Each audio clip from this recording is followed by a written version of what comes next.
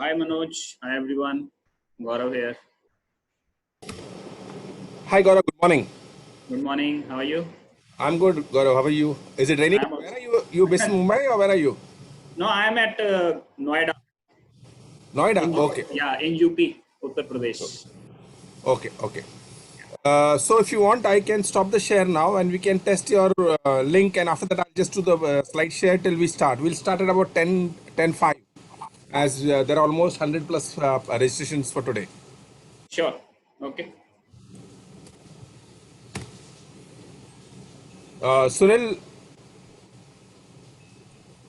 Hello. Sunil, Yes, sir. you're doing the video recording and noting the attendance also, right? Yes. All right. Thank you so much, Sunil. And what we can do is we can request the audience that if they can put in their details at the start itself or maybe during the break, then when the speaker is speaking, then that time they should not put in their details because it becomes distracting. Okay. So I hope everyone can see my screen. Yes. Yes, we can see. Great. Yes. Okay. All right. So Gaurav, it's about. That is there. Yeah. So can you put it on slideshow right now? Sure.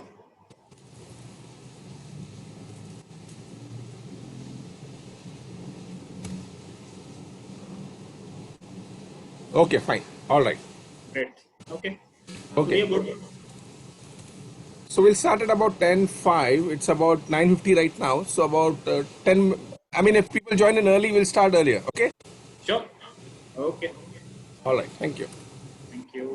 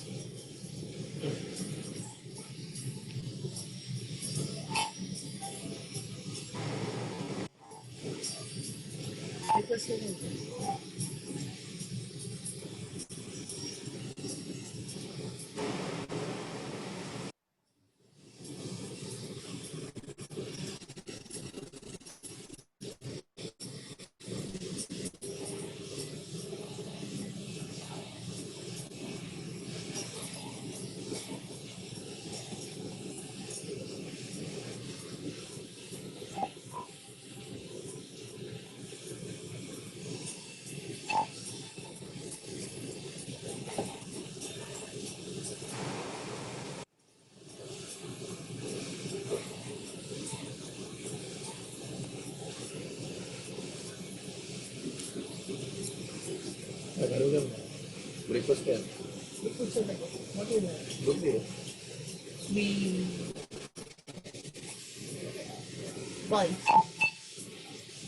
सीधे तो पहला कुछ करना है.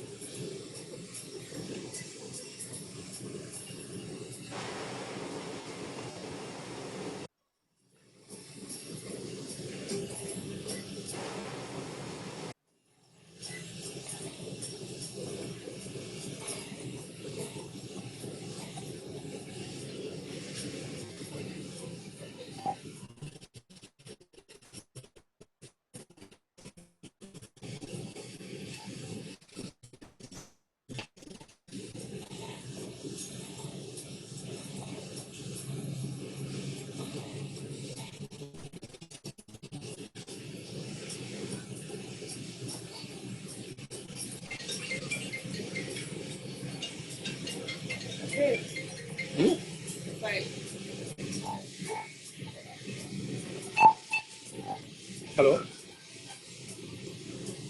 Hello. Yes, sir.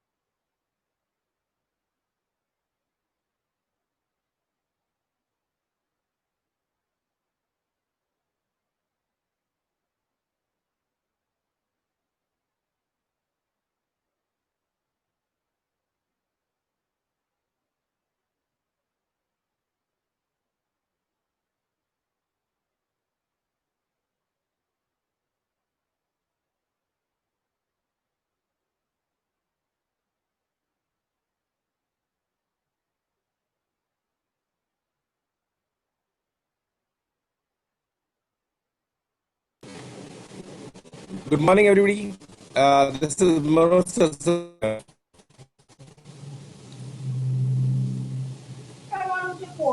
Hey Manoj, good morning. Manish here. We can hear you.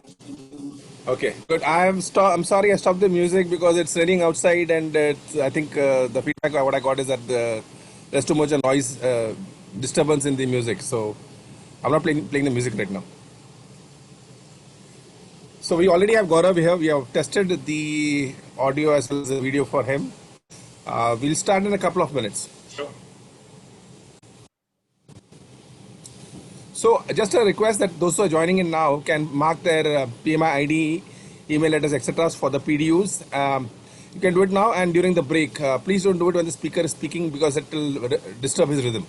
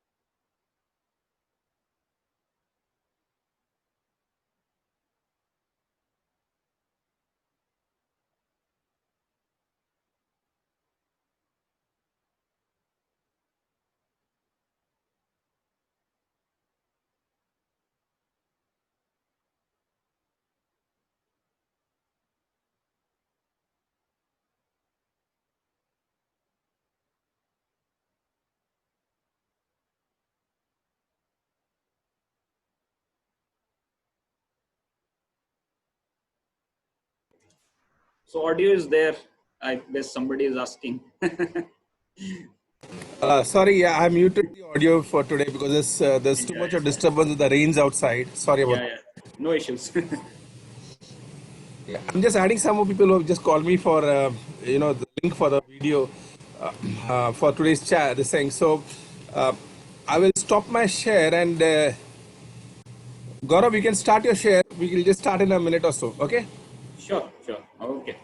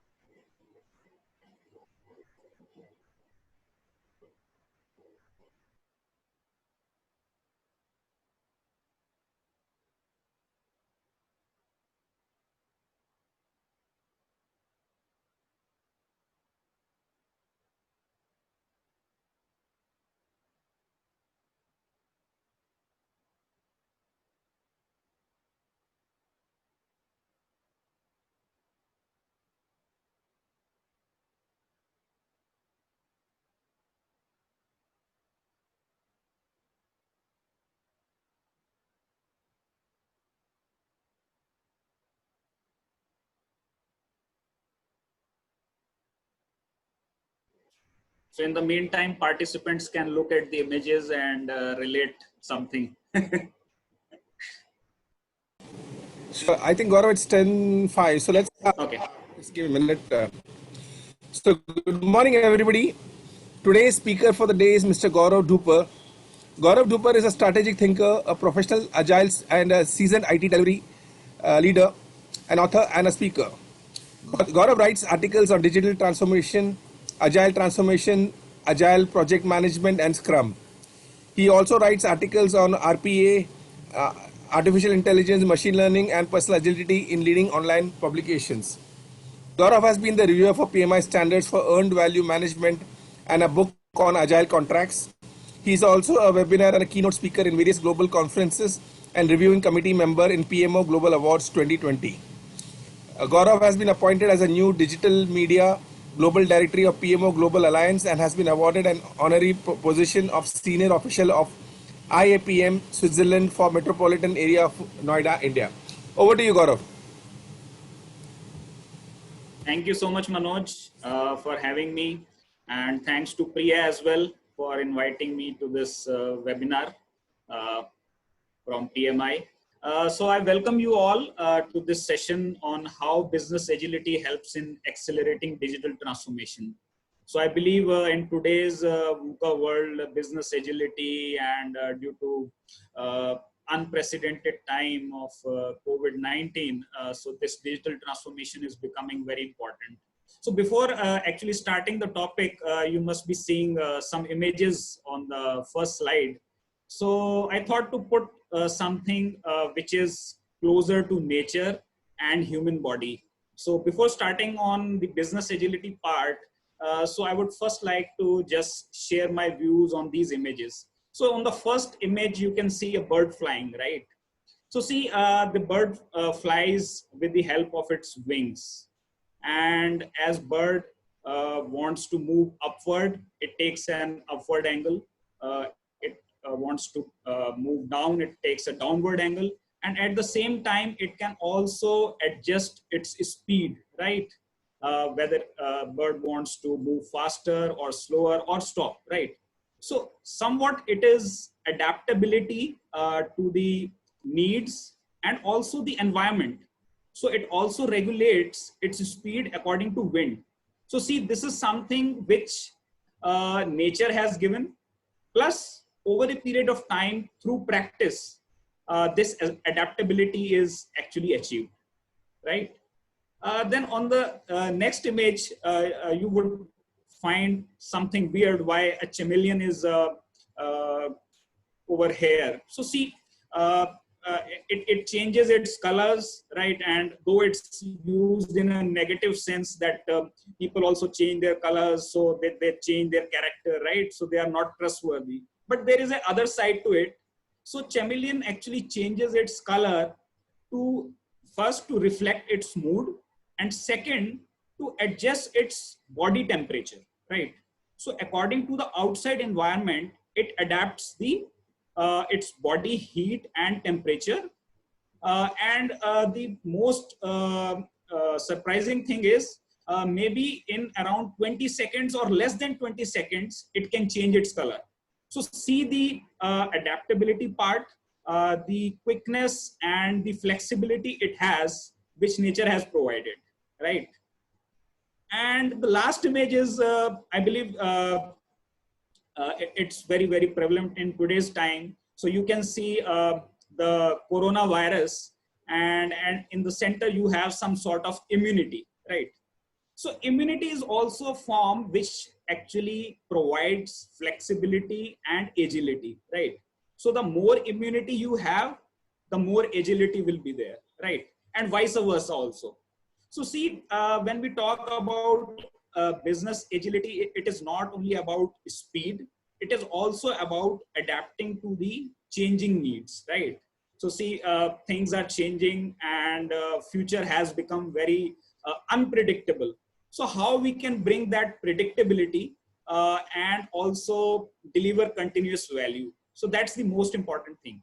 So just starting on the topic now. So I just wanted to give you some brief background how nature has that adaptability and human body also has that adaptability. So in the last image, you can see that immunity can be increased, right? Through personal efforts by taking different medicines and naturopathy also. So see, this is something which nature gives you, plus you build additional capabilities over a period of time to become agile. So moving on to the agenda for this session. This is the agenda. So please feel free to ask questions on the chat window, though we have the time slot provided. But I believe, Manoj, you can just filter out the questions if there are any questions in between, and we can answer them. Sure. So first, I will be discussing briefly about business agility, what business agility actually means, right? With some facts and figures from industry. Then what are the domains of business agility? Then most important thing are the frameworks. So see, there are a lot of frameworks, a lot of models. So we need to understand whether actually following those frameworks or adopting those frameworks gives us that business agility, or there should be some sort of freedom. So we'll be discussing this, right? How to actually achieve that business agility. Then most important thing in agile world is about the business value and the value streams, right? So there are two aspects, right? Like in traditional project management approaches, we normally focus on the iron triangle or the triple constraint, right? The scope, cost, and the schedule. But there is something beyond that, which is known as business value, what we deliver to the end customer, right? And that should be the measure of performance. So performance is not something which is measured or which is totally measured on scope, cost, or schedule. Yes, these are important because everything is about business, about money, but there are things beyond that, right? What is the customer benefit you are actually giving, and how the customer is realizing those benefits? So we'll talk more about that, about business value. Then the core competencies of business agility. So it has got some flavor of frameworks, but not focusing too much on the frameworks. I would like to tell you what we should have in terms of core competencies to build that business agility in the organization. Then how business agility can be measured, right? If you can't measure, you can't improve. So measurement is very necessary.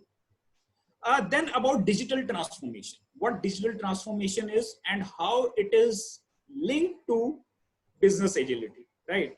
So they are very, very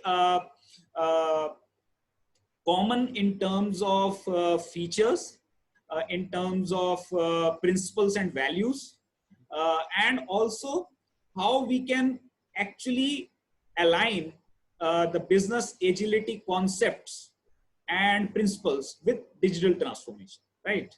And what are the important pillars of digital transformation?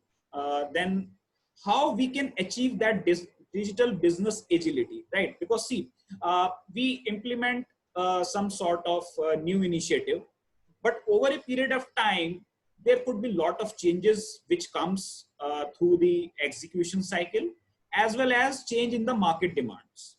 So we need to build a system which allows that digital business to progress and at the same time achieve that agility. And last but not the least, what are the organizational benefits? So see, everything we need to measure in terms of benefits. If we are doing some new initiative or implementing a change or bringing a transformation, so what benefits it is giving to the organization as a whole, to the leadership, to the employees, to the customer. So we'll be covering different aspects to it, right? So moving on to the first part about business agility. So you can see one image over here, which is about culture, leadership, transformation, organization design, then about the frameworks also, right? The inherent capability, the generosity, scaling up, right? Configuration. So this image has been taken from one of the articles of Mike Beadle. So Mike Beadle is the originator of one of the frameworks of Agile, which is known as Enterprise Scrum. But the unfortunate thing is we lost Mike Biddle in 2018 in a apparent robbery, and he was actually killed. And he actually worked on Agile Manifesto along with Jeff Sutherland and Ken Schwaber. So in the words of Jeff Sutherland, we lost a giant in the world of Agile and Scrum, the popular framework of Agile. So, but nevertheless, we will discuss some of the salient features which he provided in terms of how we can make the organization's business agile, right? So there is a very crisp definition given over here that business agility is the ability to manage changes through adaptive mindset and organization intelligence. So I'll just park this definition for a while. And before coming to this definition or explaining it further, I will just share some facts and figures with you, right? So please stay with me. I'll come to this definition in a few moments. The first sentence, as you can see, the quality that allows an enterprise to embrace market and operational changes as a matter of routine. So this has been taken from the Forrester report, and they say that it's basically the quality that allows an enterprise to embrace change, right? So change is something which is taken as a routine affair and not something which is coming abruptly, but rather activity which is very normal in terms of execution. So that is how we can implement that change seamlessly when it is taken as a routine activity. So another fact from Forrester is that 70% of the companies that existed on the Fortune 1000 list 10 years ago are no longer in service. The number one cause being inability to adapt to change. So see how important this adaptability has become in this changing environment, either because of volatility, uncertainty, complexity, or ambiguity, right? So as you can see this figure given by Forrester. So another thing, a survey was conducted and it was asked that what is the percentage of people who feel that business agility is the most important driver in this changing world. So you would be glad to know that 70% of the people felt in software firms that business agility is one of the top three important initiatives in terms of business drivers, right? And 68% felt from other industries, right? Other than software firms, that business agility is the one of the top three business drivers. So this data has been given by CIO Insight, and this is the detail about that. So from terms of software firms, 70% people feel that agility is the topmost business driver. Second one, 62% is time to market, right? So that is also very important. So we need to continuously improve our time to market, because see, if the time to market is very high, then there is a chance that any other competitor can enter and it may actually overpower the entire market. So that time to market is very important. But most important thing is how we should actually release. What business value we need to deliver at a consistent pace. It should not be like something, okay, today we are releasing and then after 1 year we are releasing. So we need to make it in an iterative and incremental fashion, and also try to find out what is the minimum viable product. So minimum viable product is the product or the features which we can launch in the market to get a quick feedback, right? So this minimum viable product, and along with that, minimum marketable feature. So minimum marketable feature is the feature which basically gives an early revenue to the customer. So one is from the feedback aspect, the minimum viable product, and minimum marketable feature is the feature which gives you early revenue, right? So these two aspects need to be very carefully taken into account when we are actually focusing on time to market. Then the third one is total cost of ownership. So this was the third driver. So companies definitely want to reduce their total cost of ownership. And in terms of other industries or non-software firms, there was a slight difference, but still the agility was number one driver, which is 68%, followed by time to market and total cost of ownership.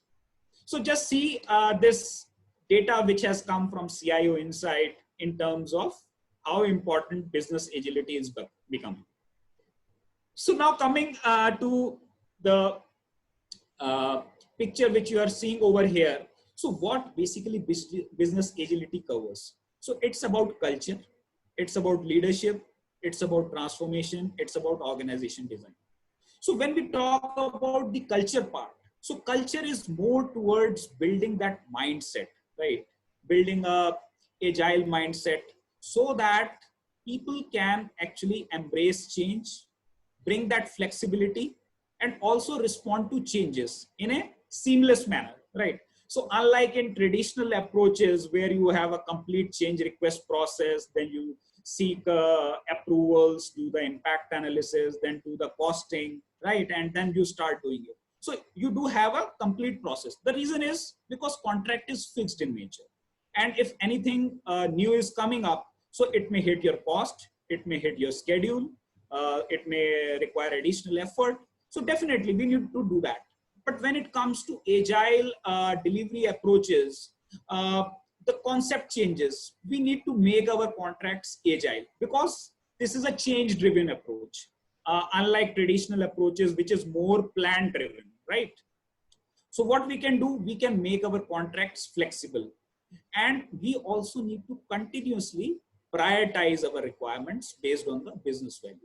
So that comes when we have that culture embraced in the organization. And yes, I agree that culture is not something which can be changed very easily. So it requires mentoring, it requires coaching, it requires that willingness to bring changes, bring transformation. And most important thing is that leadership plays a very important role in bringing that culture. Because leadership is that pillar of an organization which communicates the vision and also helps in creating the shared goals. So most important thing is the goals needs to be shared. When the goals are not shared, then the organization will be dispersed, right? So in order to integrate and basically remove that silos in the organization, we need to have that mindset, and at the same time co-create the goals with the employees, the workforce, the customer, the various stakeholders. So that alignment is very necessary. And at the same time, leadership needs to support the decisions of its employees, and at the same time help the team in progressing, right? Then the next is transformation. So see, transformation is definitely important part which talks about change management and how we should actually start this journey. So transformation is something which allows you to bring the best possible solutions, deliver best business value at a consistent pace, right? So that consistency needs to be there, and this consistency comes when there is a leadership coalition, right? So that coalition helps in bringing the various aspects of transformation together, and also helps the employees to learn and experiment things, right? So that experimentation is very important because that actually builds that growth mindset, right? So see, there are situations where, okay, you cannot achieve success in first go. So that's fine. So you could not achieve something, but there is definitely a learning curve or a learning opportunity associated with that. So that needs to be carefully understood, and that activity in which the team did not succeed needs to be taken as an experience. So it is building that experience. So when this type of mindset is there, then the transformation journey becomes easier, right? Rather than creating fixed goals, fixed patterns. So that helps when the team becomes mature. But that maturity requires time, that requires evolution, and also requires support from various stakeholders. Another thing is about the organization design. So organization design is very important. See, when we are moving from a traditional approach to a agile delivery approach, so there could be a lot of changes which may be required in the existing design, right? How the coordination is being done, how the supervision is being done, how the tasks are being executed. So all these things together create that organization design. And there could be chances that, okay, there is a hierarchical design of the organization, which is very common, which is fine. So how we can make that existing design more flexible in terms of achieving the goals faster, and at the same time allow that learning and continuous improvement factor to be included in that, right? So that comes again from the leadership side, uh, how to build that organization in a way which helps the various stakeholders as well as employees to grow continuously. Then the last section which you see is about the framework. So definitely see, framework is something which helps you in implementing that agility. So that's very true. But ultimately, it's about the inherent capability and the genericity. So by genericity, we mean that it can be applied to any sort of department, any sort of situation, right? Any sort of project, but it has to be seen from that context.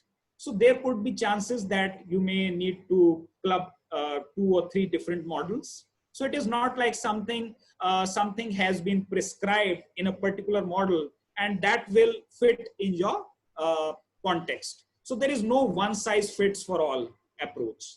So that flexibility, that genericity has to be there.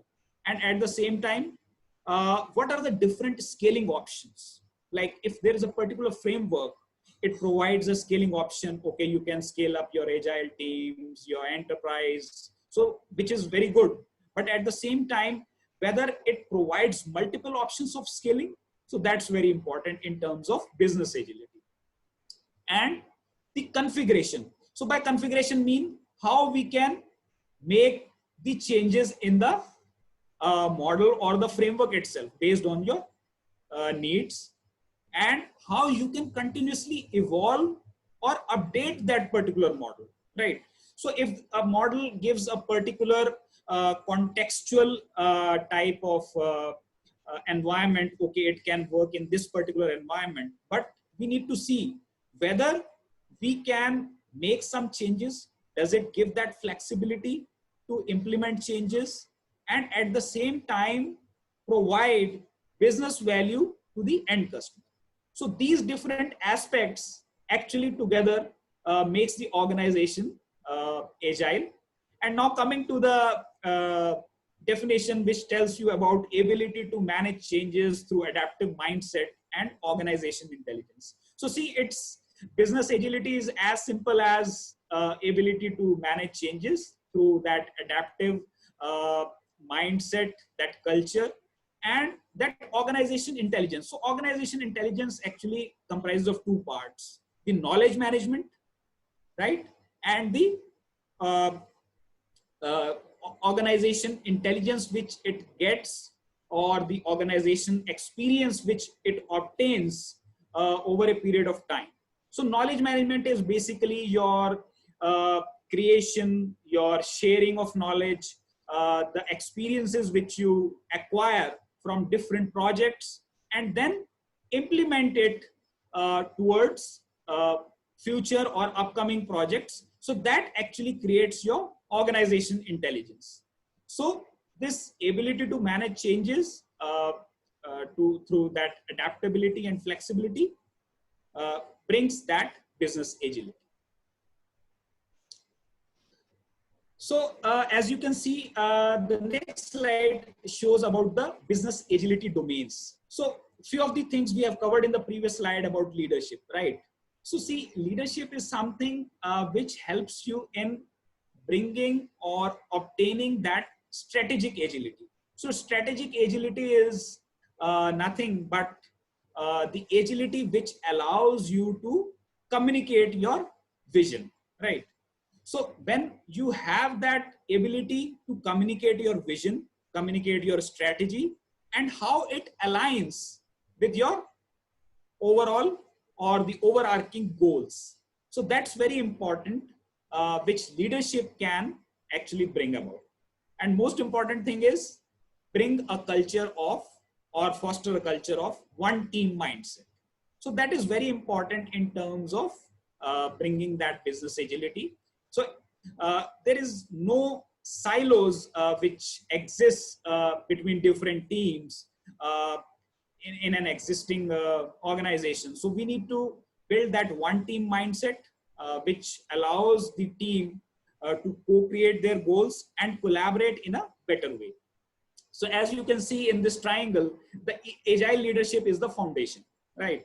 So it basically is very important factor, and it actually brings the organization agility and business performance. So organization agility is the agility which allows the entire organization to become agile. It's not only the delivery functions or the IT functions, but the various different functions, could be marketing, HR, finance, right? Any sort of function, even the admin function.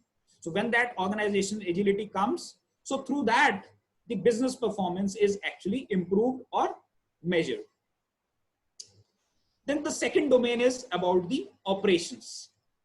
So operations is something which brings structural, process, and enterprise level agility. So by structural, we mean that it can make the changes in the existing structure. It can bring change structures also, how you can implement a transformation, right? So there could be existing structure which is followed in an existing model, but how you can bring changes in the existing structure so that the operations can actually work more coherently with the strategy or with the overall goals of the organization, right? Then second is about the process. So see, process is very important in terms of defining an overall model. Yes, process contains a sequence of steps, but at the same time, there needs to be an flexibility in terms of changing the steps, existing steps, which may be somewhat overhead or not giving that actual value. So we need to make sure how operations can execute those specific processes, or streamline the existing process, or remove the bottlenecks in the process in a more efficient manner, right? And when this structural and process agility comes, the overall enterprise agility is achieved. Then the third domain is about the individuals. So very important domain which actually helps in fostering that growth mindset, that ownership and accountability. So as I mentioned about growth mindset, so it's about something treating failures as opportunities. So when you have this mindset, so the failure is not treated as a limitation, right? Rather as an opportunity to grow. So when this type of mindset is built amongst the individuals, the teams, the organization, so definitely this helps in bringing that ownership and accountability. So whatever task or whatever activities team is performing, they actually own it. And when that ownership comes, the accountability also comes. So they feel uh, pride in doing their work. So when this type of growth mindset is built, that ownership and accountability automatically comes. Then your relationship. So this relationship is very crucial in terms of leadership, operations, individuals, and even customers. So see, relationship could be with the workforce, with your partners. And when we have these relationships in a more collaborative way, in a more flexible way, there is no hierarchical model existing, but the model is more bureaucratic. When the model is more of bureaucratic in nature, it becomes less flexibility. And over a period of time, we feel that okay, that relationship is becoming a sort of uh, formalized way of communicating, but it does not give you that flexibility. So when we bring that pragmatism, right, or make that structure more flat, so the communication becomes easier and things move quickly. So this relationship with your workforce, with your partners, need to be such that it allows you to communicate in a more faster way, right? And the last but not the least is about the organization intelligence, which I discussed in the definition on the first slide.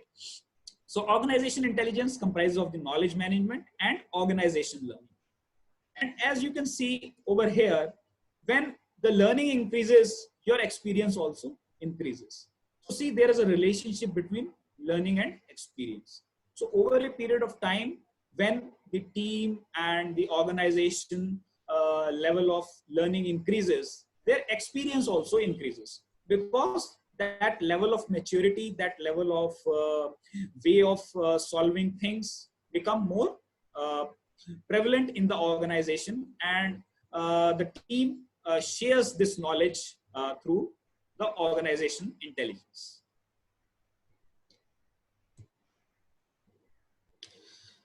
So most important thing which any business agility uh, aspect covers is the frameworks, right? So no doubt, frameworks are very important in terms of bringing that business agility. But yes, true business agility comes from freedom, not from frameworks. So this is from PMI. So you could see various frameworks over here, but I'm not going to discuss in detail about these frameworks, because see, each framework has its own context, and each framework has its own importance in terms of different contexts. So we have to understand those contexts, right? Though there are different frameworks, there are different models provided, but yes, business agility is something which allows you to build that capability or the ability to manage the changes effectively through an adaptive culture, right? So that's the main idea or the essence behind business agility, right?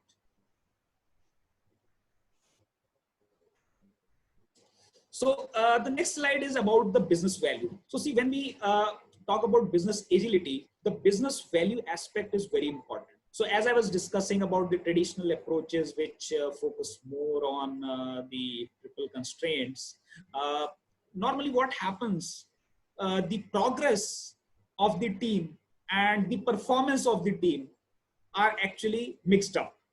But progress and performance are actually two separate things. So see, when we are discussing about the progress, so okay, so how team is progressing towards the delivery of a particular feature, right?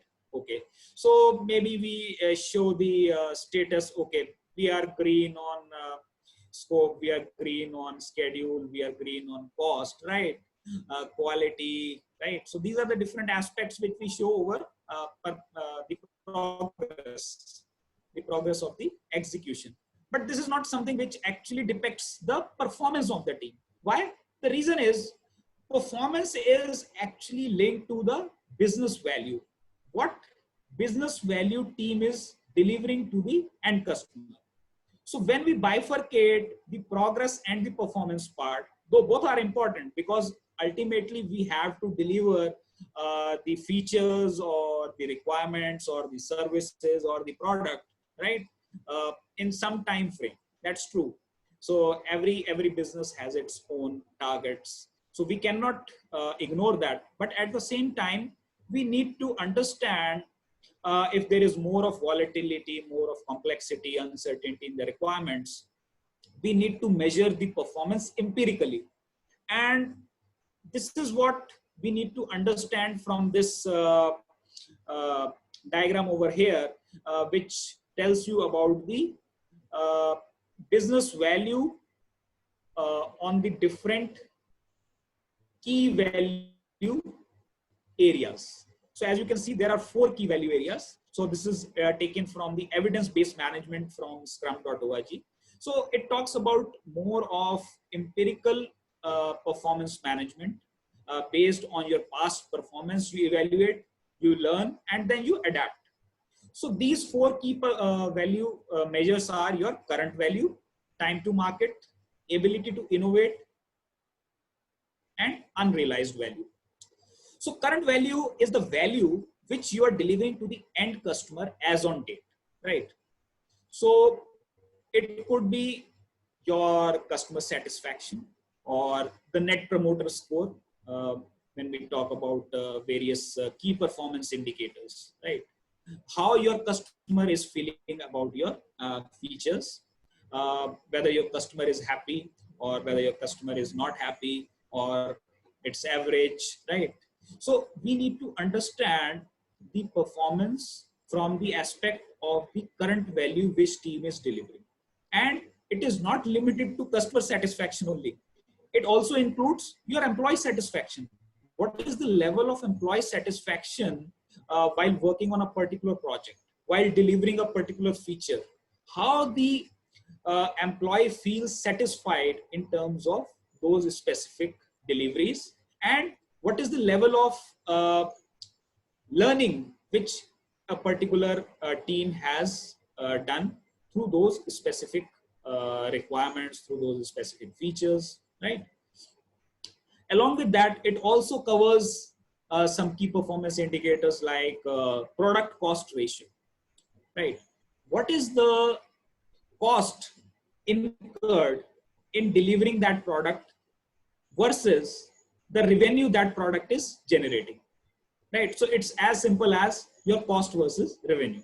So we need to understand from that aspect, what is the current value which that particular product is giving. So these are some of the key performance indicators which tells you the value which you are delivering as on date. Then the next part is about the time to market. So time to market is the ability of a particular organization or a team, how quickly they can deliver their features to the market, right? So if time to market is decreasing, then it's a good sign or a good indicator that team or the business is becoming more agile. So how we can measure this time to market? It again has various indicators like, let's say, release frequency. How frequently the team is releasing, right? How frequently the team is releasing the features to the market, which tells you about the time to market value which team is delivering. Then there could be other factors like what is the mean time to repair. So mean time to repair means how quickly the team can fix the defects, right? What is the average time it takes to fix the defects or resolve the defects, right? So it also helps you in ascertaining or evaluating your time to market. Then there could be another factor like what is the uh, uh, level of learning, or how quickly the team can learn from the feedback. So see, as quickly as the team learns from the feedback, the better or faster they can make the changes, or faster they can adapt, and as a result become more agile, right? So that time to learn is very important in terms of achieving the business agility, right? The faster you get the feedback, the faster you learn, the faster you adapt, and as a result, your time to market will also improve. Then the next key value measure is about ability to innovate. So how frequently uh, or how quickly the team is innovating various features. What is the ability to innovate? See, if the team is not focused and there is a lot of context switching going on, so definitely their ability to innovate will decrease. So we need to see that team needs to be focused. At a time they are working on one particular feature in order to improve their ability to innovate. Another important factor could be the defects trend. Say in particular first iteration or a first particular delivery, there are say 5 customer reported defects. In the second iteration or the second release, the number of defects decreases to 3. So this means the trend is decreasing, and as a result, the ability to innovate is increasing. So defect trends, context switching, and even maybe the technical debt. So over a period of time, there is a lot of technical debt which team has generated, either due to shortcuts or some sort of architectural flaw, or maybe some hot fixes applied, right? So they are not actually the permanent solutions, but over a period of time, when the number of transaction increases, or when there is a need to scale up, at that time we need to resolve these technical debts. And when these technical debts increases, so team needs to put more effort, and as a result the ability to innovate decreases, right? So you can see there is an inverse proportional relationship between ability to innovate and your various key performance indicators like defect trends, then time spent context switching, or technical debt. So when we reduce all these technical debts, context switching, right, defect trends, your ability to innovate increases. Then last but not the least is your unrealized value. So unrealized value is the value which is untapped. But if we tap that particular value, there is a possibility that we can deliver additional value to the end customer. So there is a potential to deliver additional value apart from the existing value which we are delivering. A very important example or a common example could be your market share. So today a customer has a market share of say $1 billion, right?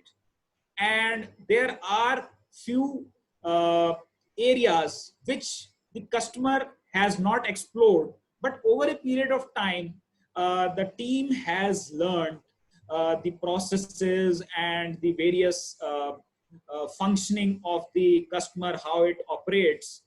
They have found that there are other areas which haven't been explored and which could deliver more business value. And as a result, when team proposes that these are the areas which we can explore and deliver additional value, and as a result, the market share of the customer increases.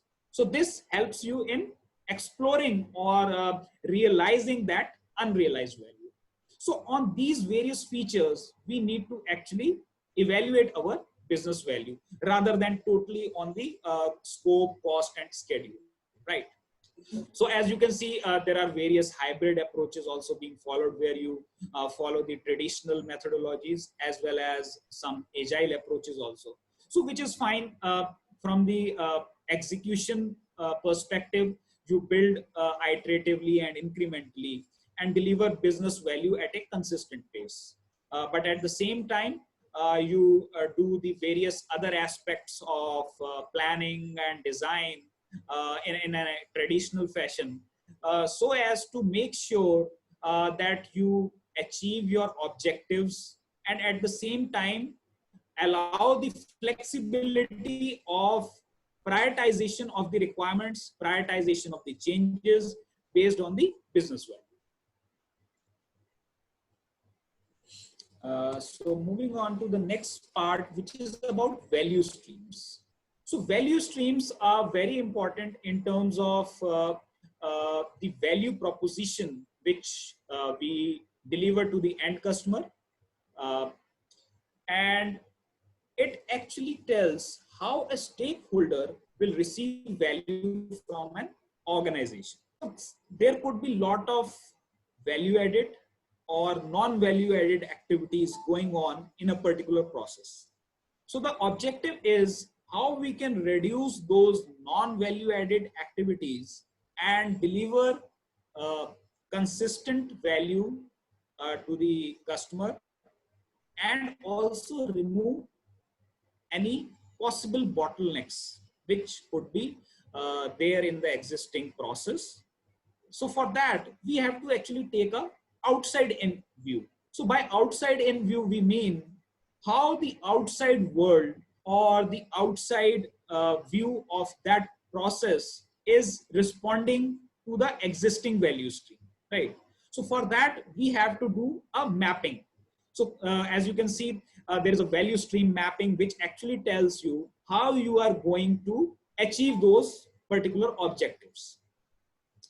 So we do the cross mapping to stakeholders and capabilities. So what are the existing capabilities of a team, of an enterprise, and how we can map it with the stakeholders. So it gives actually the value to specific stakeholders from an organization. So this clearly tells you how you are going to achieve those specific value over a period of time through that value stream mapping, right? So it's a approach which helps you in defining the value proposition in a more empirical way, rather than doing something which does not have a basis.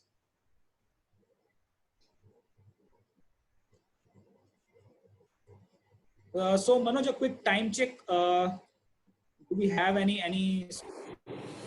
Yeah, normally we take a time check, time break out of about 10 minutes at about 11 o'clock. So you can Okay. continue till 11 if it's okay with you. Yeah, sure. So I can continue. Yes.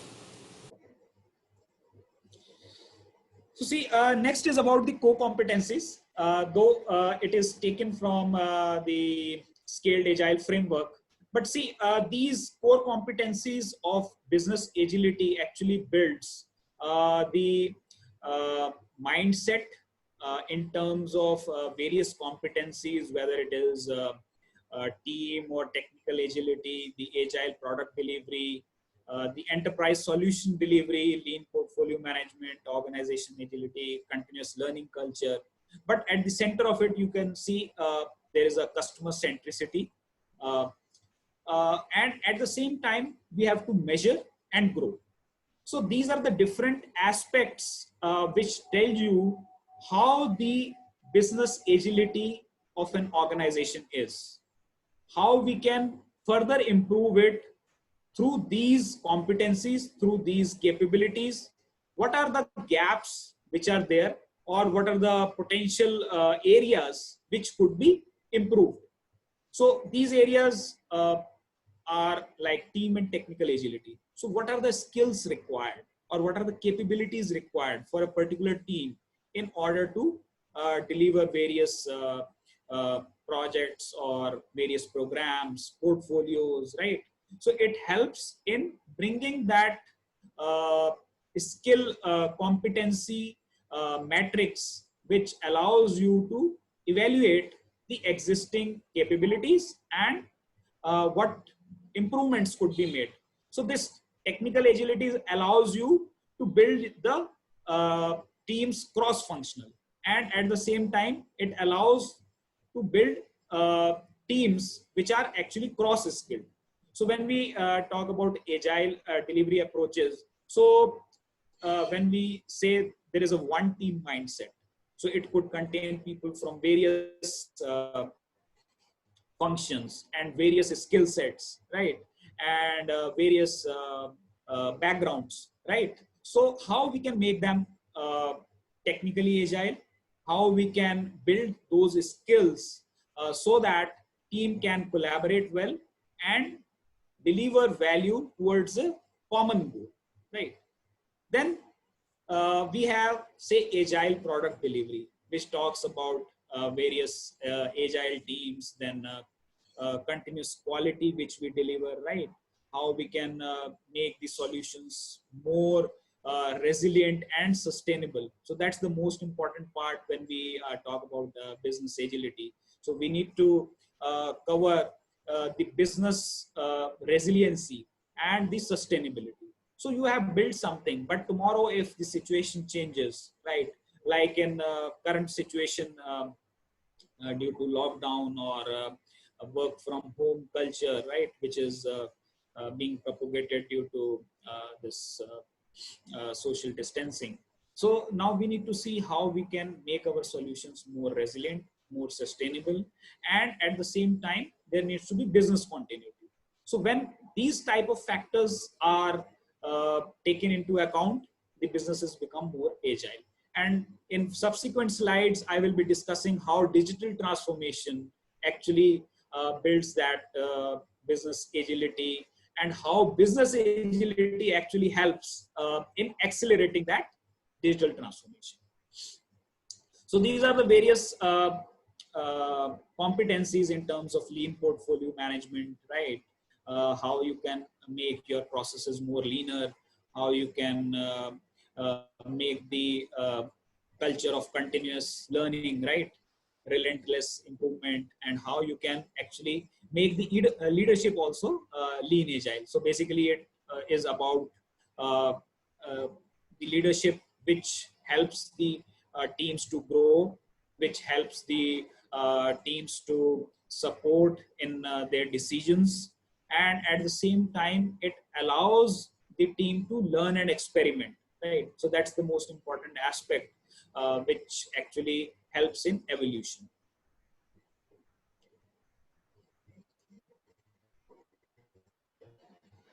The next part is about how we should measure the business agility. See, business agility is something which over a period of time we need to measure. So as you can see over here, initially you started, okay, the team or the organization or the enterprise is at a crawl stage, right? So at crawl stage, or rather a pre-crawl stage. So in pre-crawl stage, the mostly the approaches are traditional in nature, right? So you follow the traditional practices, right? You don't have that agility in the organization. So in crawl stage, you understand the concepts of business agility, and you actually start working towards those concepts, right? So there is a very, very basic understanding about business agility. Then in the walk stage, you can see you understand the concepts, and you are in the direction of implementing those business agility concepts, right? How you can build that adaptive mindset. So you work towards this direction. Then actually from walk to run stage, you understand the business agility. You actually have implemented lots of agile delivery approaches. You build that adaptive mindset, and that mindset is very prevalent in the organization. And from run stage to fly stage, you actually become the leaders in business agility. So this is how you actually measure your business agility from say pre-crawl or crawl stage to fly stage. But what actually are the different measures through which we can measure these different uh, areas or different uh, uh, positions which you can see over here from crawl to fly. So first important thing is you should have a adaptive funding model.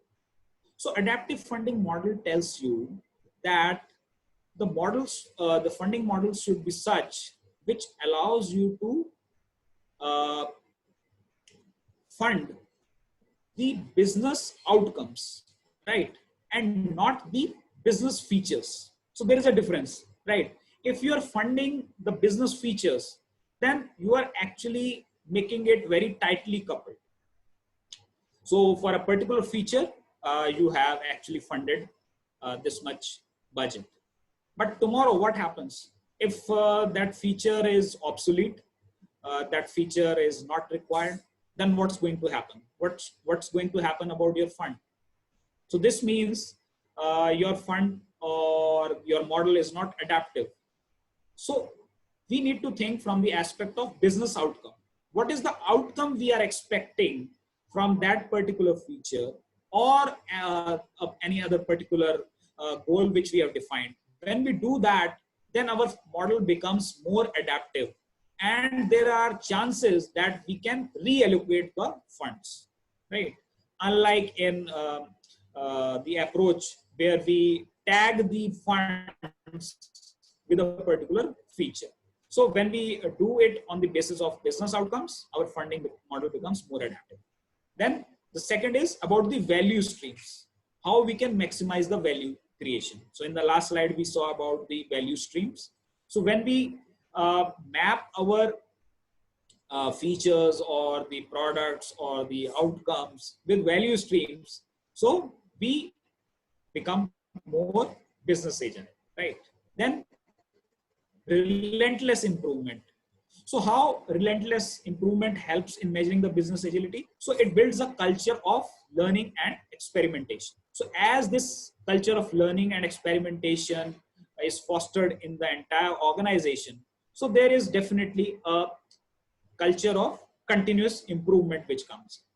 And over a period of time, the business agility increases or the maturity of the team increases, right? Then there needs to be collective ownership, right? So collective ownership is something which comes again from learning and experimentation and adaptation, right?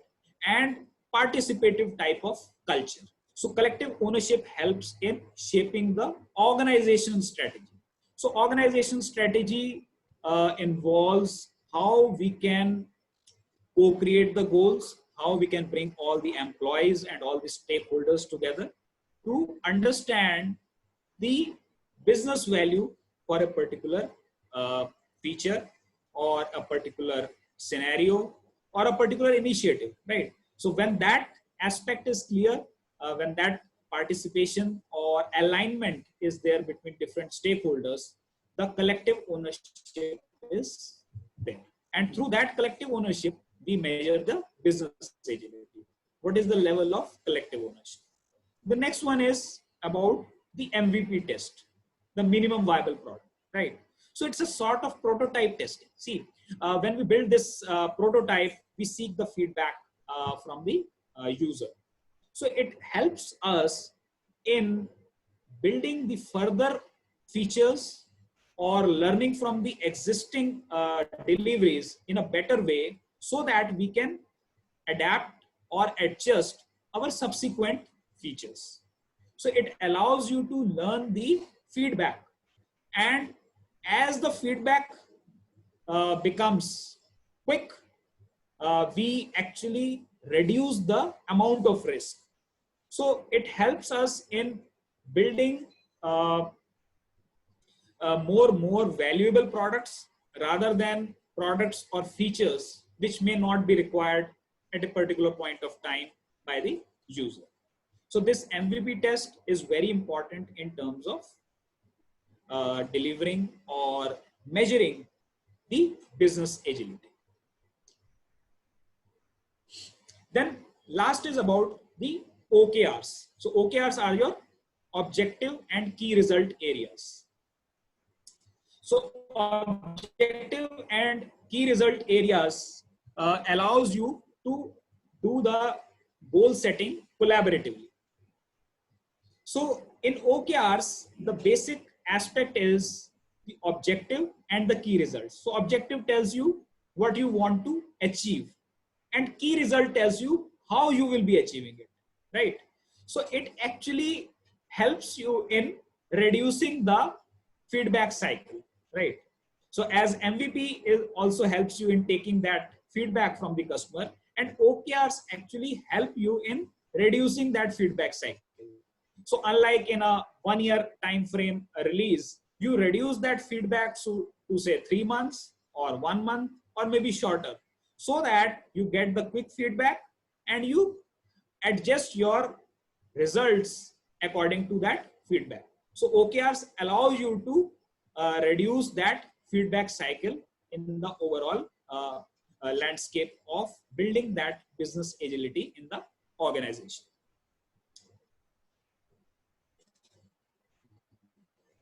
So, Manoj, I am done with the business agility part. So I'm just over with the digital transformation and how it is linked with the business agility. So maybe we can take a break at this point. Sure, Gaurav. So I'll share my screen for some time, and after that, Priya, are you there? I am here. Yeah, so Priya, after the break, you can make the announcements about the chapter exchange, and then we can continue. Yeah, Okay? sure. We'll take a short break now. It's about 11:07, so maybe a 5 minute break. That's all. Okay?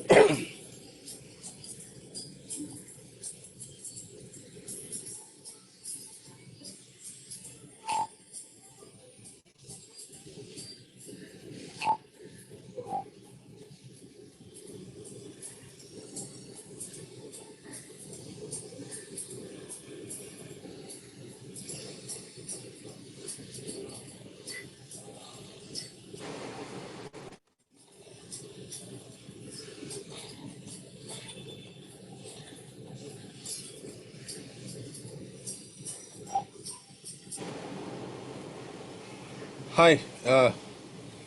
Good morning and welcome back, everybody. Priya, are you there? I am here. Just a moment. Huh? So why don't you show yourself to everybody Just a first? moment. Just a moment.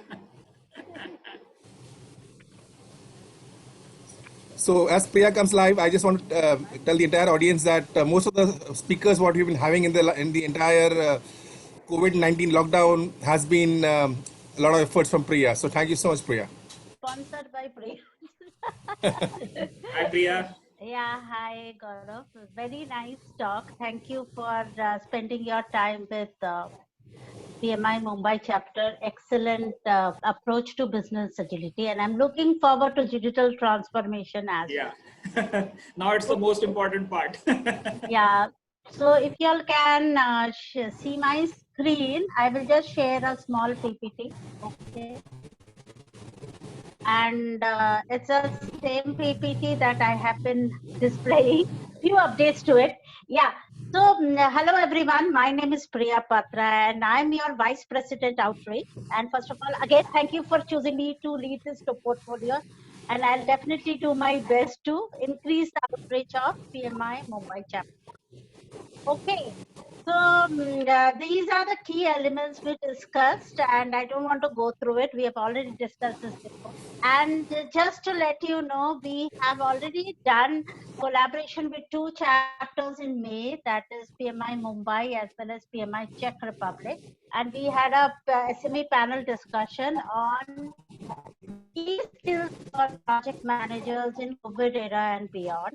And thank you everyone for attending that session. And we had got overwhelming responses for that. And in June, we had a readers book club. Again, I got lots of requests from people. They wanted to talk about books. They wanted to know more about the books. Yes, we will come back again. But today's discussion is only just 1 minute discussion, just to let you know what's coming up. So this month we are collaborating total 5 chapters. We have been able to collaborate with Netherlands, Sri Lanka, Colombo, and South Africa, which was already there, and Czech Republic was already there. So um, Mumbai and Czech Republic are the founding members of this initiative, and we are going to plug in different chapters together. So I'm happy to let you know this month we'll have representation from Netherlands and Colombo, Sri Lanka. And just as Sunil Prasada said, right? One team, one song, and one dance. So we are coming together to becoming a one team now. So block your calendars for July 31st, 7 p.m. IST. We're going to have a panel discussion on agile framework. And yes, it is open to both members and non-members.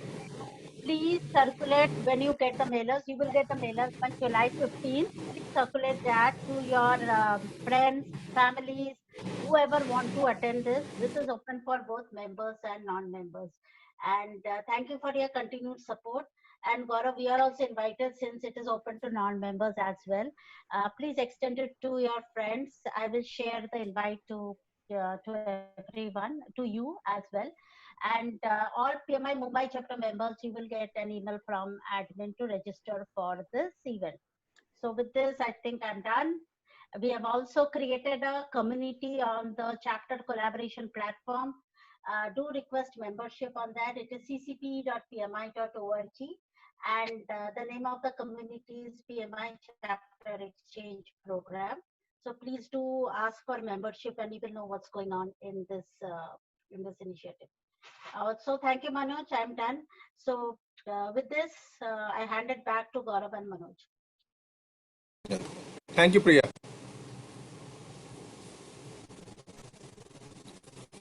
All right.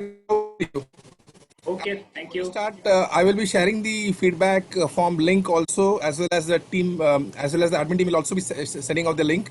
Request all of you to please fill up the feedback form today itself if possible. Okay. Okay, so now moving on to the digital transformation part and how there is a nexus between business agility and digital transformation.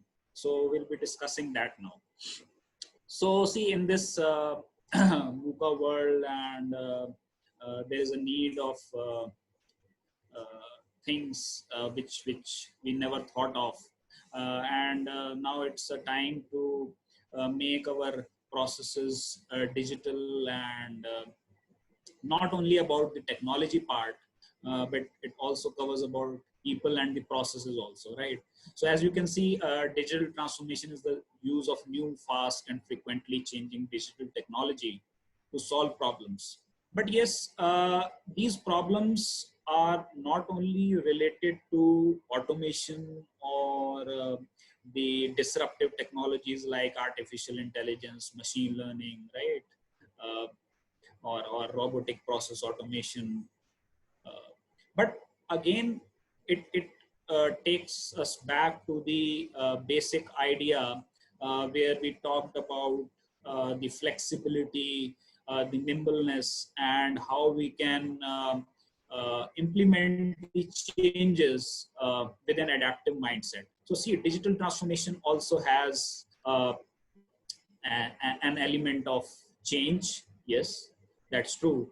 But how we can implement this change seamlessly? So it takes those concepts from business agility with the various domains like leadership, relationship, customer, individuals, right? So until and unless all these domains are aligned, right, as you can see over here, we cannot succeed in our digital transformation initiative. So it's not only about people, process, or the tools, but apart from that, thinking beyond that, these three areas. And those areas are about the business value, the business outcomes, right? Uh, Continuous innovation, then building a culture of continuous learning. So all these factors again comes from business agility, and we need to actually adopt these principles, these values, this mindset in digital transformation also, because there is a very strong connection between digital transformation and business agility. So coming to the digital transformation part, it mainly covers three main broad areas about customer experience, operational processes, and business models. So see, most important thing is your customer centricity. When we saw that scaled agile framework core competencies. So customer experience is the most important part, which tells you about the customer, how the customer understands the entire digital transformation journey. What are the touch points of the customer, right? So by customer touch points, we mean that what are the areas which we can implement to enhance the customer experience. Like say, for example, we implement a new product, and we bring in multiple channels. Like one could be through your mobile, another could be through your, say, laptop, right? Another could be through, say, any other source of digital transformation initiative, and how we can improve the customer experience so that it brings the top line growth. So top line growth may be increasing the market share of the existing product suite, or maybe introducing new product lines as well, right? So this new product lines, as a result of digital transformation, can bring better revenues, cost savings, enhanced productivity, and maybe as a result of all these factors, customer satisfaction, employee satisfaction. So you see how this customer experience as a initiative of digital transformation brings all these benefits. So again, we are linking all these experiences of customer with the benefit realization, right? So this is very important, and that benefit realization, that business value, comes from business agility. Then the second part is your operational processes. So operational processes are your as-is processes which are actually going on, which actually define your day-to-day transactions, your daily operations, right? So it involves process digitization. So see, right now you have a manual process, and there are a lot of repetitive tasks in that. Now you want to basically improve the efficiency, improve the productivity, right? And there could be a lot of mundane tasks, right? Monotonous tasks which human operators are doing.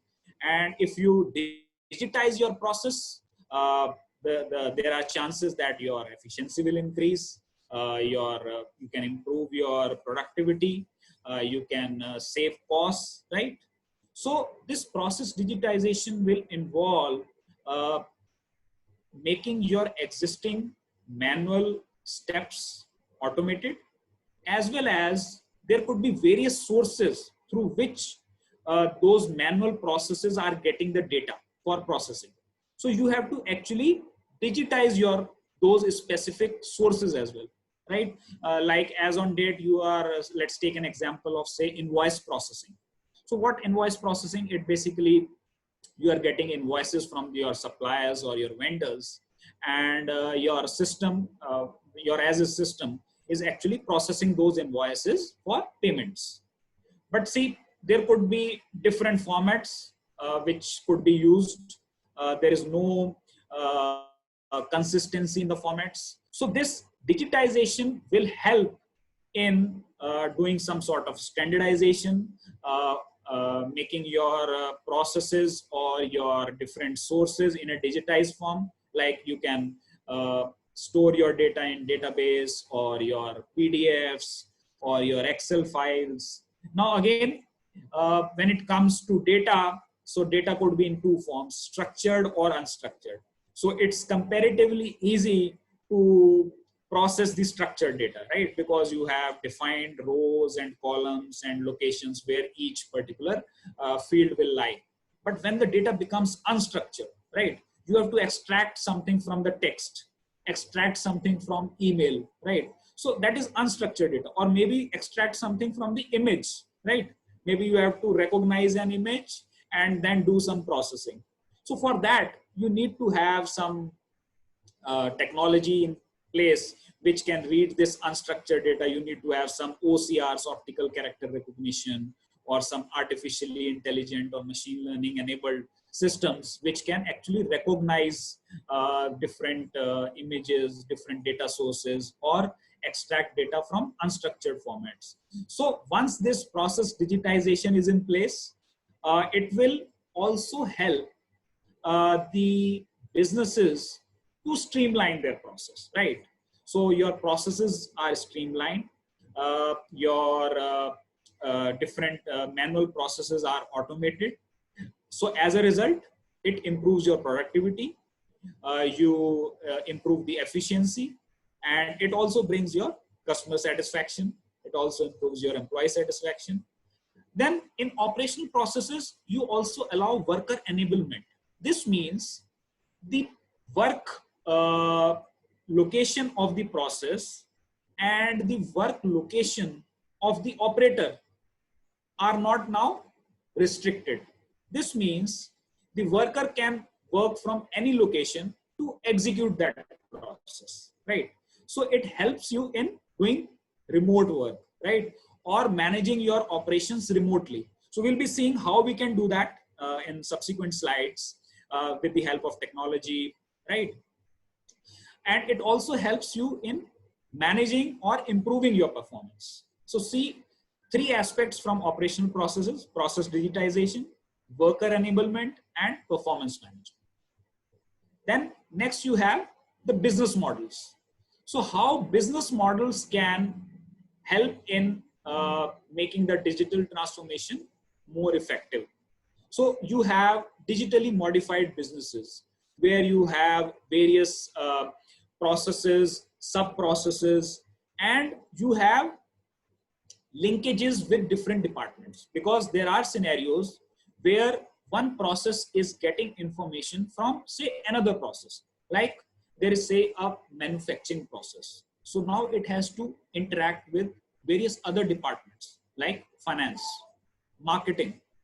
So what will happen to those interactions? So as a result, you will digitally modify your overall business process so that the communication between different departments, between different functions becomes more effective, right? So these business models help in making the existing process modified so that the information silos are removed, right? So this digital transformation is helping to remove the information silos between different departments, because all the different functions, all the different processes in different functions are now automated. Now they are digitized so that they can interact well. Now it also helps in bringing new digital businesses. Now, as a result of these digitally modified businesses, you explore new digital business, right? Right now, you are working in, say, one product line. So tomorrow, after digitalization, you identify, okay, these are the areas which I can enter and create new business, right? Like organization who is working in a particular area of supply chain management can also move in other areas, or maybe the logistics part as well, right? So supply chain and logistics are very well related to each other. So as a result of this new digital businesses, it can explore opportunities in other areas as well. And as a result, it creates digital globalization. So how you can actually interact with different stakeholders, different processes, right?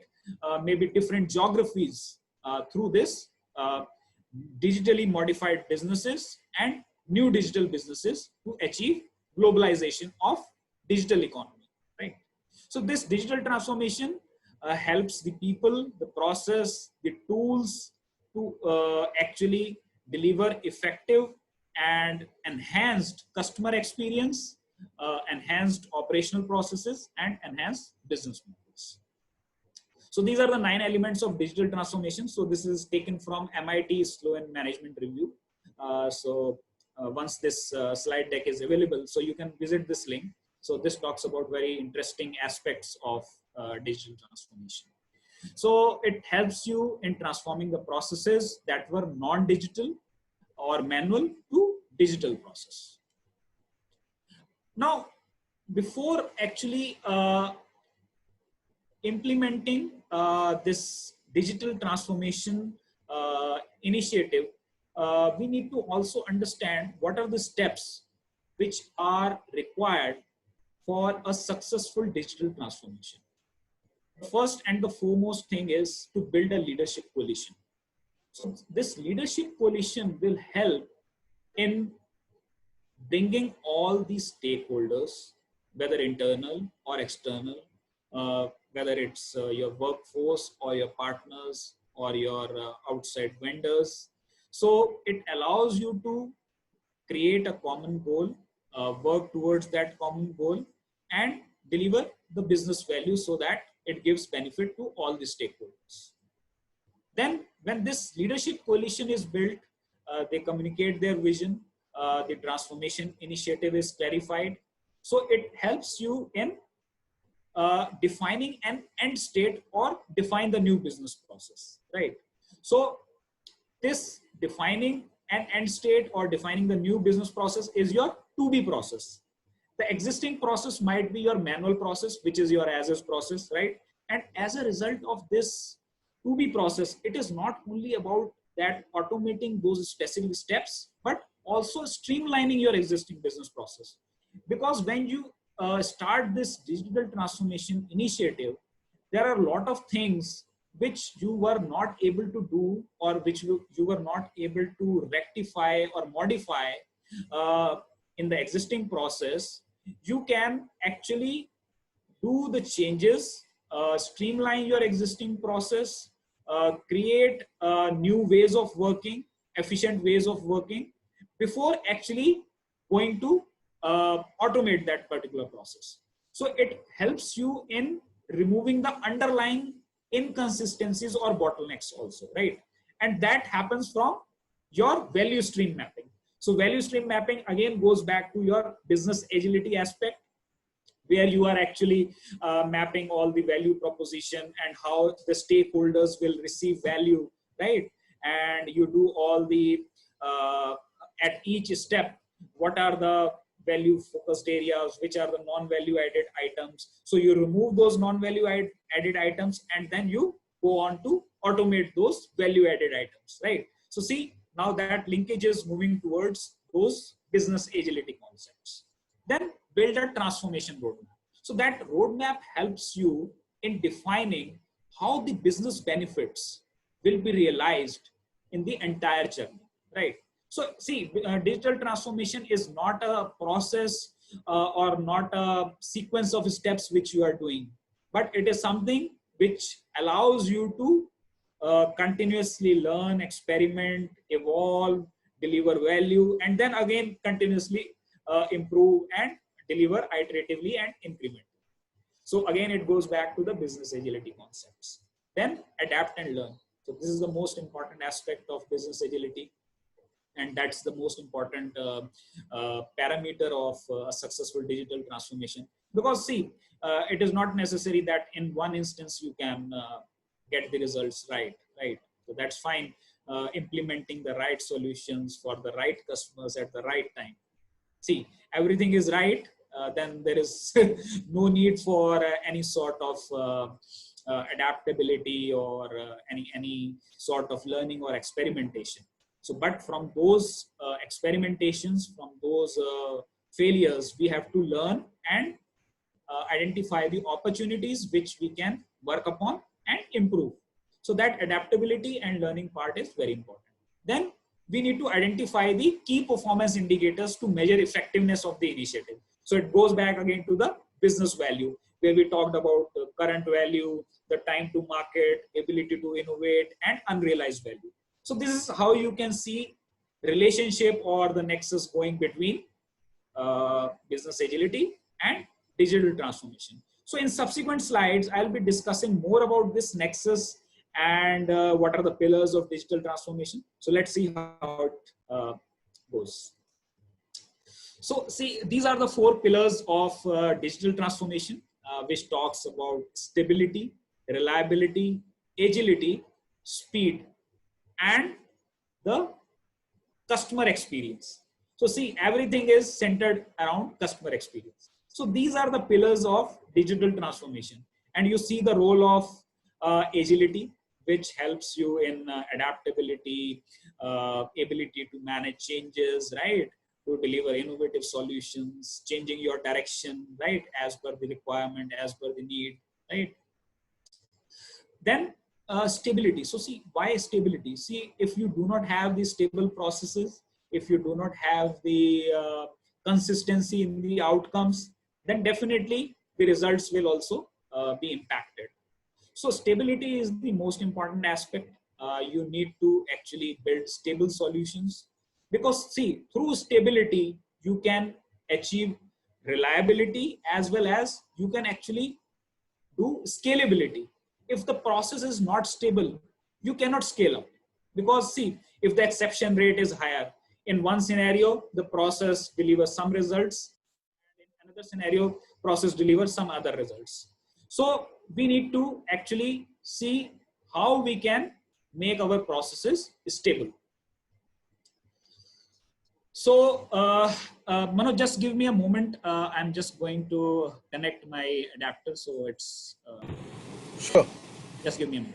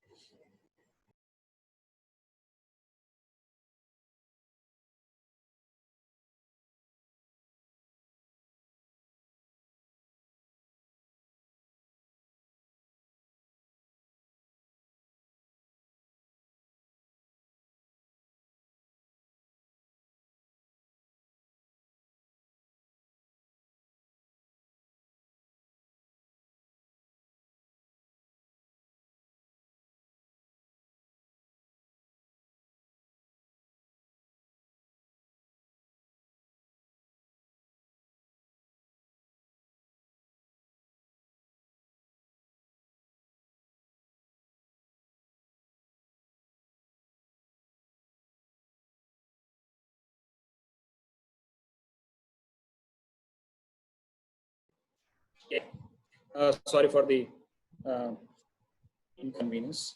So I was talking about the stability and the reliability part. So stability helps you in achieving consistent results. And again, stability and reliability allows you to build resilient systems, right? Because resiliency and sustainability are very important in terms of business continuity, right? And again, the speed aspect is also important because digital transformation allows you to achieve faster results through automated systems, through digitally enabled areas where we can actually automate the manual processes, right? So it also helps you in delivering better outcomes. And as a result, this improves your customer experience. Now, customer experience also involves various aspects like what is the usability of the features or the releases which a particular organization has delivered. So we have to see that aspect, that if the usability is low, then there is something which we need to improve upon. So that usability aspect is very important. So that's why we need to differentiate between output and outcomes, right? So output is simply your quantity or the number of features you are actually delivering. But outcome is more related towards your impact.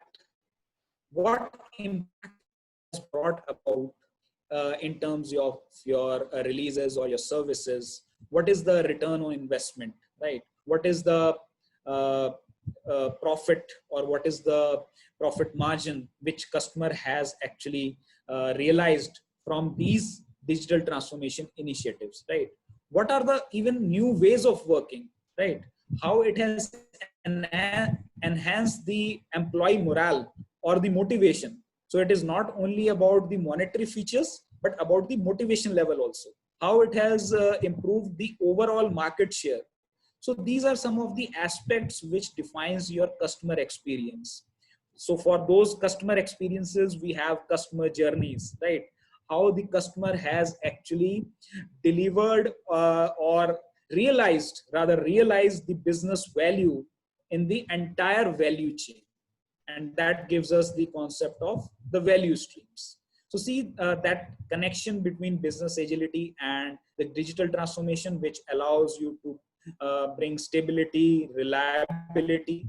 That reliability aspect allows you to build the trust. If your systems are reliable, or your systems work in unprecedented times, right? So you get that reliability aspect in your features, right? So see how all these different pillars of digital transformation are linked to the business agility aspects.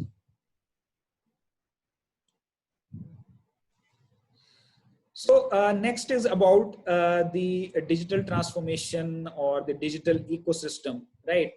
And how these digital technologies are actually giving the business agility, right? So first we saw that these are the aspects of business agility which are required for building that digital transformation more effective. And now these technologies also help in making the businesses more agile, right? So like, as you can see, the first example over here is about automation and hyper automation. So automation is simple. You are automating your manual tasks, right, through various technologies. Hyper automation is something which allows you to blend multiple technologies like robotic process automation, artificial intelligence, machine learning, right? So they allow you to build systems which are intelligent.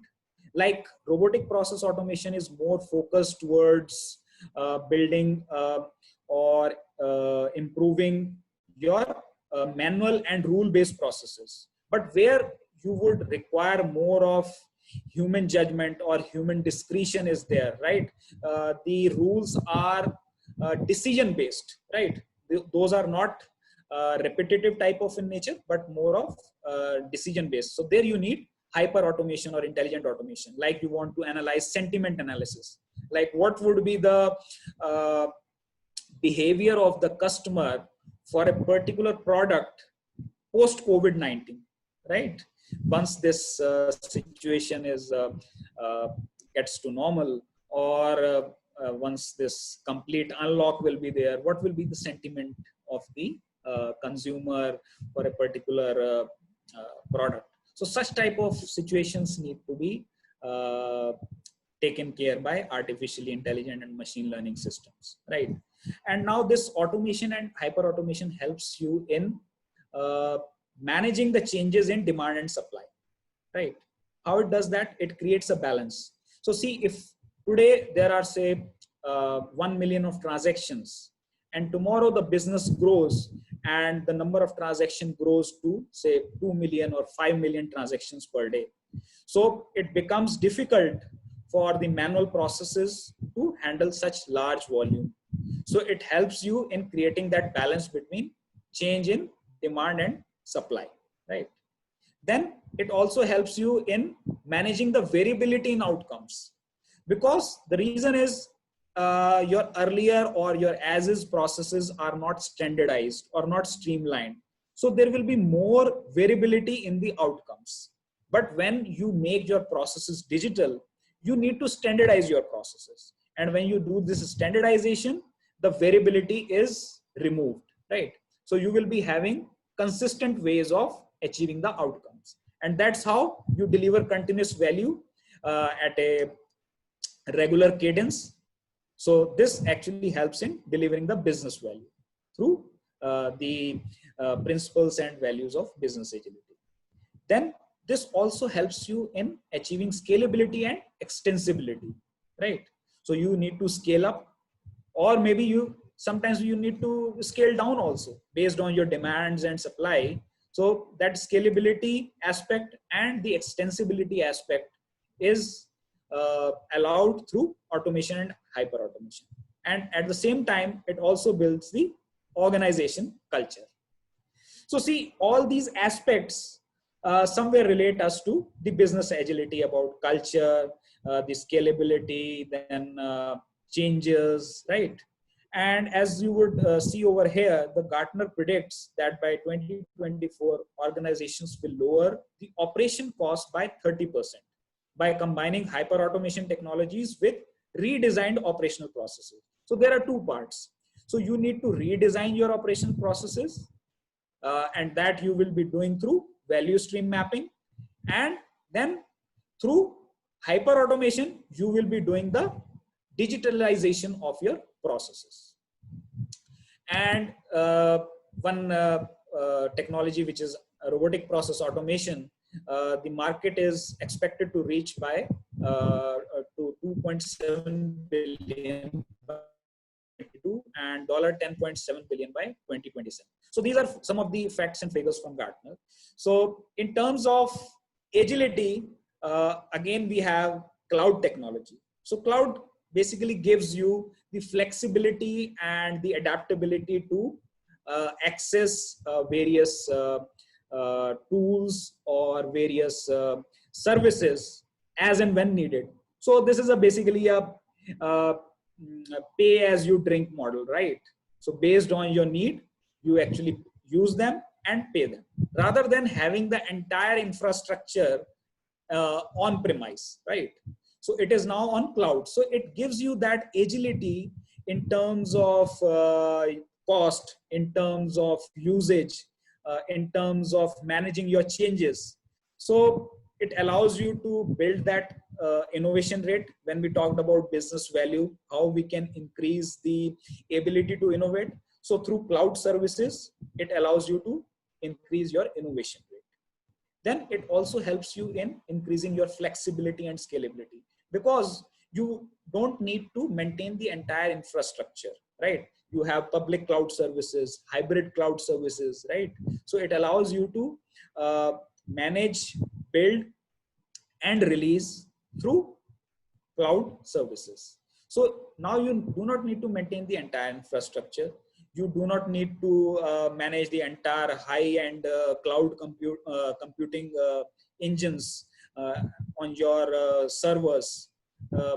Now they are being maintained at the cloud level, and it also helps you in achieving a force approach. So force approach is basically flexible, original, real-time, and cloud ecosystem. So it allows you to maximize your business value. And it also helps you in zero downtime and data recovery.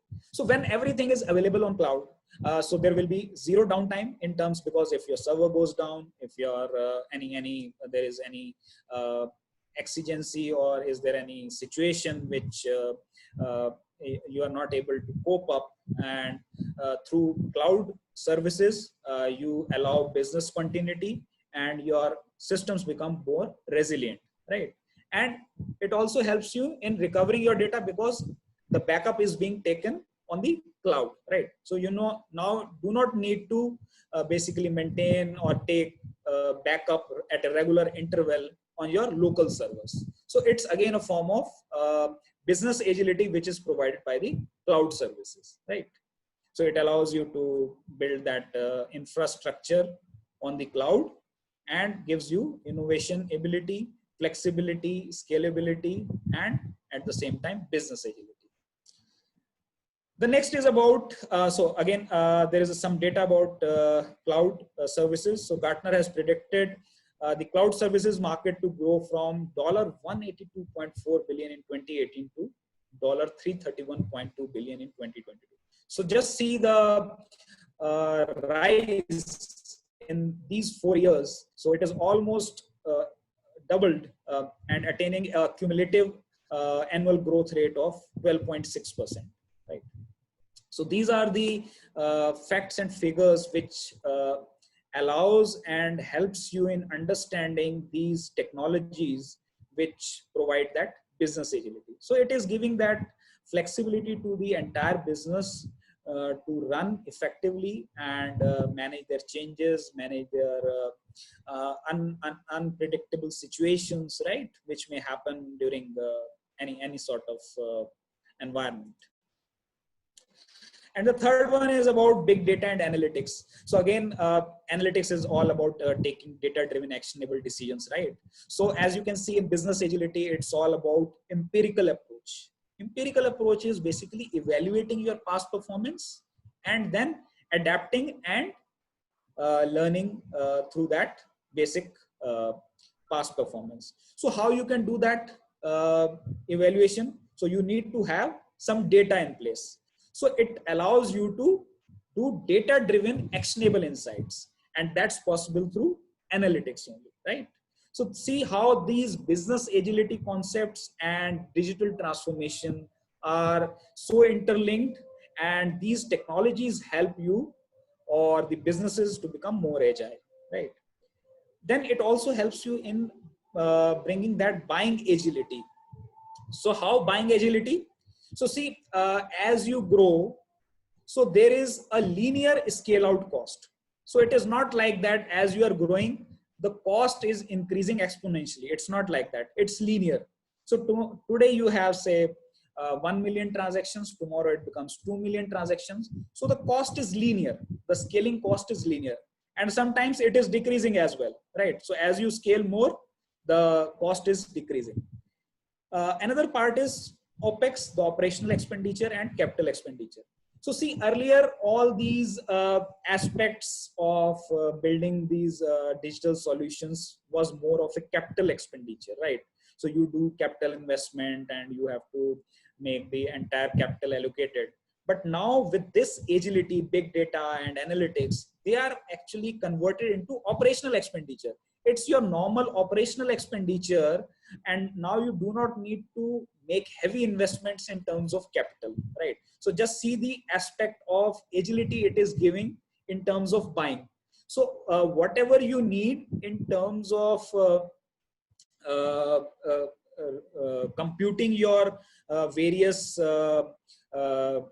services or computing your various requirements, you would purchase them as and when needed. So you do not need to take a stock of entire heavy computing services or heavy computing engines, like you have say process of extraction, transformation, and loading. You are pulling data from different sources. You are doing some transformation, doing some data messaging, right? And then you are loading to various consolidated database to do some analysis or decision making. So whenever you need to do this extraction, transformation, loading, then only you actually do the basically purchasing. So it's not like you have done heavy investment. Whenever it is needed, you do some use the computing resources based on your requirements. So this gives you that ease of purchase. Then it also gives you architectural agility, right? So it allows you to do rapid deployment, right? Then schema on read. Schema on read is basically nothing but your extraction, your loading and transformation, right? Whenever you need it, you extract it, you load it and transform it. So these activities are not happening every other time. So these are mostly on an interval, right? You schedule these activities like extraction, loading, transfer, right? You define a window and then you basically do this extraction, loading and transformation. So whenever that activity is happening, at that time only you are doing some investment, not all the time, right? So that's how this capital expenditure has converted into operational expenditure. And it also allows you to give the agility to the developers. It becomes easier to test, right? That cloud services, that big data and analytics gives you that concision, that briefness, and allows you to test rapidly with the help of continuous integration, continuous deployment, right? So these are the concepts again taken from the business agility, which allows you to continuously improve, continuously integrate, deliver business value. And as you can see over here, the data from Session PR Newswire, which predicts global big data and business analytics market to reach $520 billion by 2026, right? So growing at a cumulative annual growth rate of 14.8%. So just see this data provided by these research and surveys to help understand how this digital transformation and business agility concepts are linked and allows you to build more resilient and sustainable ecosystems. So as you have seen about these technologies and business agility, so again, it gives you that ownership of living assets. So by ownership of living asset, it means that whatever assets you are building in the organization, in the digital transformation, you own them, right? So this is the digital transformation principle in terms of how you will own them. So this ownership is again coming from the ownership and the accountability aspect of the business agility, right? And for that, you have to build small cross-functional teams, right? Not large teams, but build small cross-functional teams which can work together across different functions. And understand the concept of minimum viable product, because every time you have to experiment and learn, right?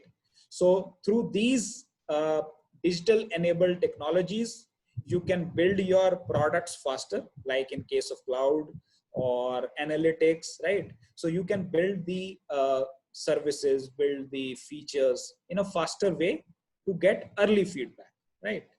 And also it allows you to build user-centered design. So user-centered design is about empathizing with your customer, right?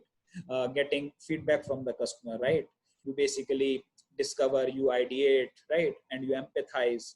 And then you basically build a feature or a minimum viable product which is linked with the customer experience. So basically you build customer journeys and experience-based roadmaps. So what user-centered design tells you, what is the near-term business benefit which customer is going to realize?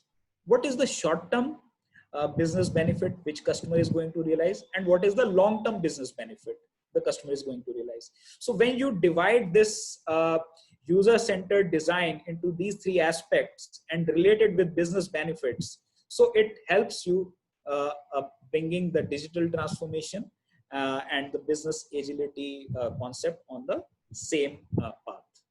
And at the same time, you need to involve your customer continuously, because see, customer experience will only happen if the customer is engaged, right? So you will not be able to understand the customer experience if customer is not engaged. And that business agility or the various frameworks of agile talks about continuous feedback from the customer, right? So customer is a important part, and you saw in various frameworks, the customer is at the central part, the customer centricity. So the customer is engaged, you will get quick feedback, and as a result, you will improve empirically. Then DevOps. So DevOps is again integration between development and operations. So it's more of a culture, which is again based on the agile mindset and the values.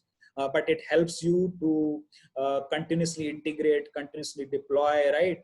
You have the CI/CD pipelines, continuous integration, continuous delivery. And through this DevOps culture, you deliver continuously with a value which is realized by the customer, right? So it also helps you to basically build on cadence, right? It allows you to build the features on cadence, but release on demand. So as and when it is required. So that's the approach from DevOps. And test and run culture. So continuously it allows you to test and run, right? So through this, you will actually make more or high quality products or features through these technologies and the business agility concepts. Then we have a digital business strategy. So as you can see, so it determines the agility and the speed of innovation. So there are three aspects: the hyper awareness, the informed decision making, and fast execution. So hyper awareness tells you in understanding the situational and behavioral changes, right? There are two aspects: situational and behavioral. So behavioral could be with your internal workforce, your stakeholders, right? And the situational could be with your various stakeholders or outside world or the market, right? So through this hyper awareness, you detect and monitor the changes. So this helps you in understanding and changing your direction. Then informed decision. So for informed decision, you need to have mature data analytics capabilities, because you need to have that data analytics in terms of your descriptive analytics or your diagnostic analytics or your prescriptive analytics, right? Or predictive analytics. So these are different form of analytics which allows you to help in making informed decisions, right? And then the fast execution. So fast execution you adopt through lean startup principles, which actually helps you in getting early feedback, shortening the execution cycle, delivering iteratively and incrementally, and adopting lean principles, right? How you can improve your processes, remove the non-value items, remove the bottlenecks, how you can visualize the workflow, right? So through all these digital business agility parameters, you can actually help in delivering faster and with a valuable proposition. So this is, well, the last slide of my presentation, which basically summarizes about the organizational benefits of business agility.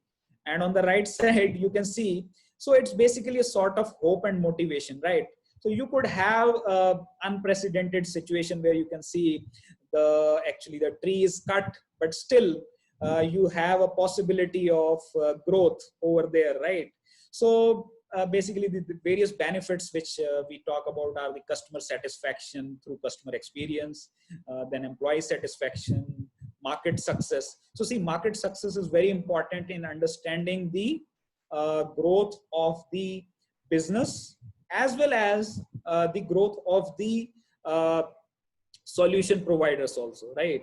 Because see, market success is not something which is one-sided. It delivers the outcomes based on the vendors or the partners which have delivered those features and how the customer has actually used it in the market.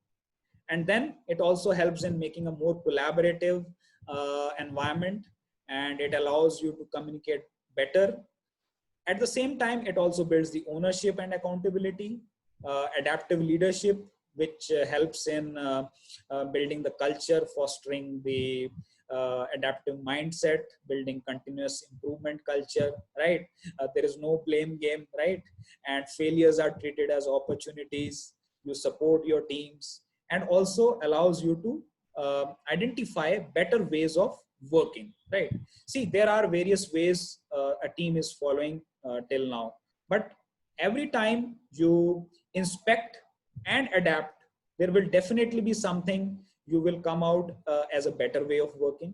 That's why we have an inspect and adapt phase in various frameworks, right, of agile. So if there is no adaptation, then there is no benefit of inspection.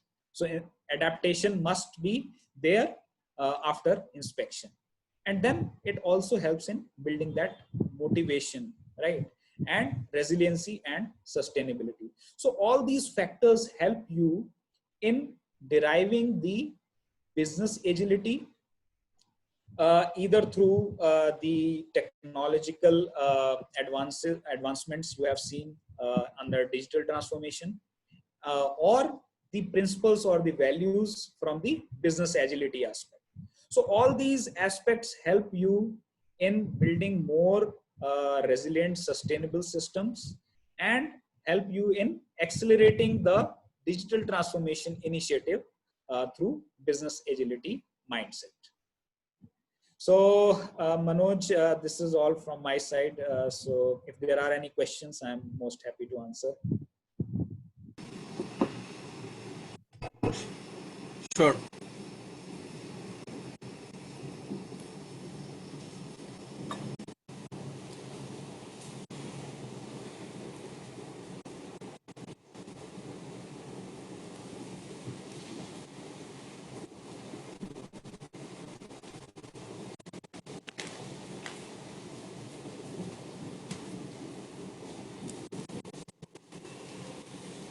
Yes, there are no questions. I do not see anything on the chat window.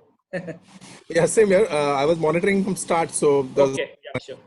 maybe it's more of a technical session rather than a strategy or a leadership session. That's what I think. So it's more of learning, I guess. Yes, yes, yes. So, and it could be a new concept to a lot of people. So they just Yeah. So see, assimilate. these few concepts actually help you in making your digital transformation initiative more effective, right? Because normally what happens, the organizations are working on traditional approaches and they follow traditional. One second. Oh. But at the same time, that mindset is not there, so which makes the digital transformation more complex, right? Because there are various factors to it. So it's a journey, and one has to learn it, right? And unless we have these principles and values for an unpredictable situation, we will not be able to make our systems and solutions, right, more customer centric and more value oriented and more benefit realization oriented. That's the idea. Right. So thank you so much, Gaurav. Let me just ask them once again. Does anybody have any more questions or any thoughts? Yeah, there are some questions, Manoj, coming in right now. So in case you want to. Yeah, Okay.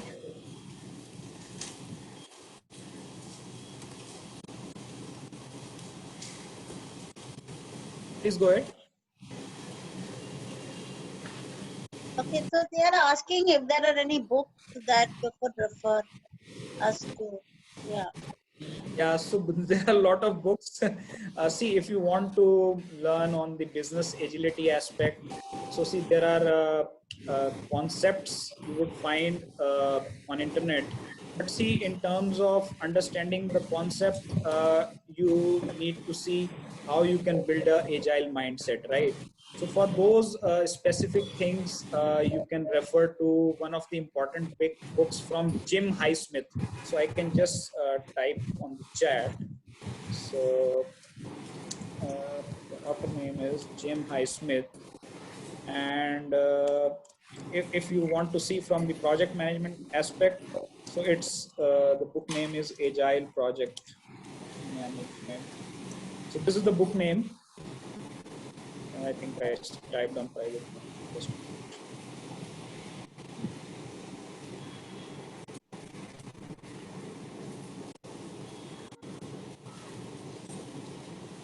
Yeah. So you can go through this book. This is a very interesting book on agile project management. So see, it tells you how you can actually achieve the project management aspects through agile mindset, because normally sometimes people think that there is no project management in agile delivery approaches. So that's a misconception, right? See, project management can never go away.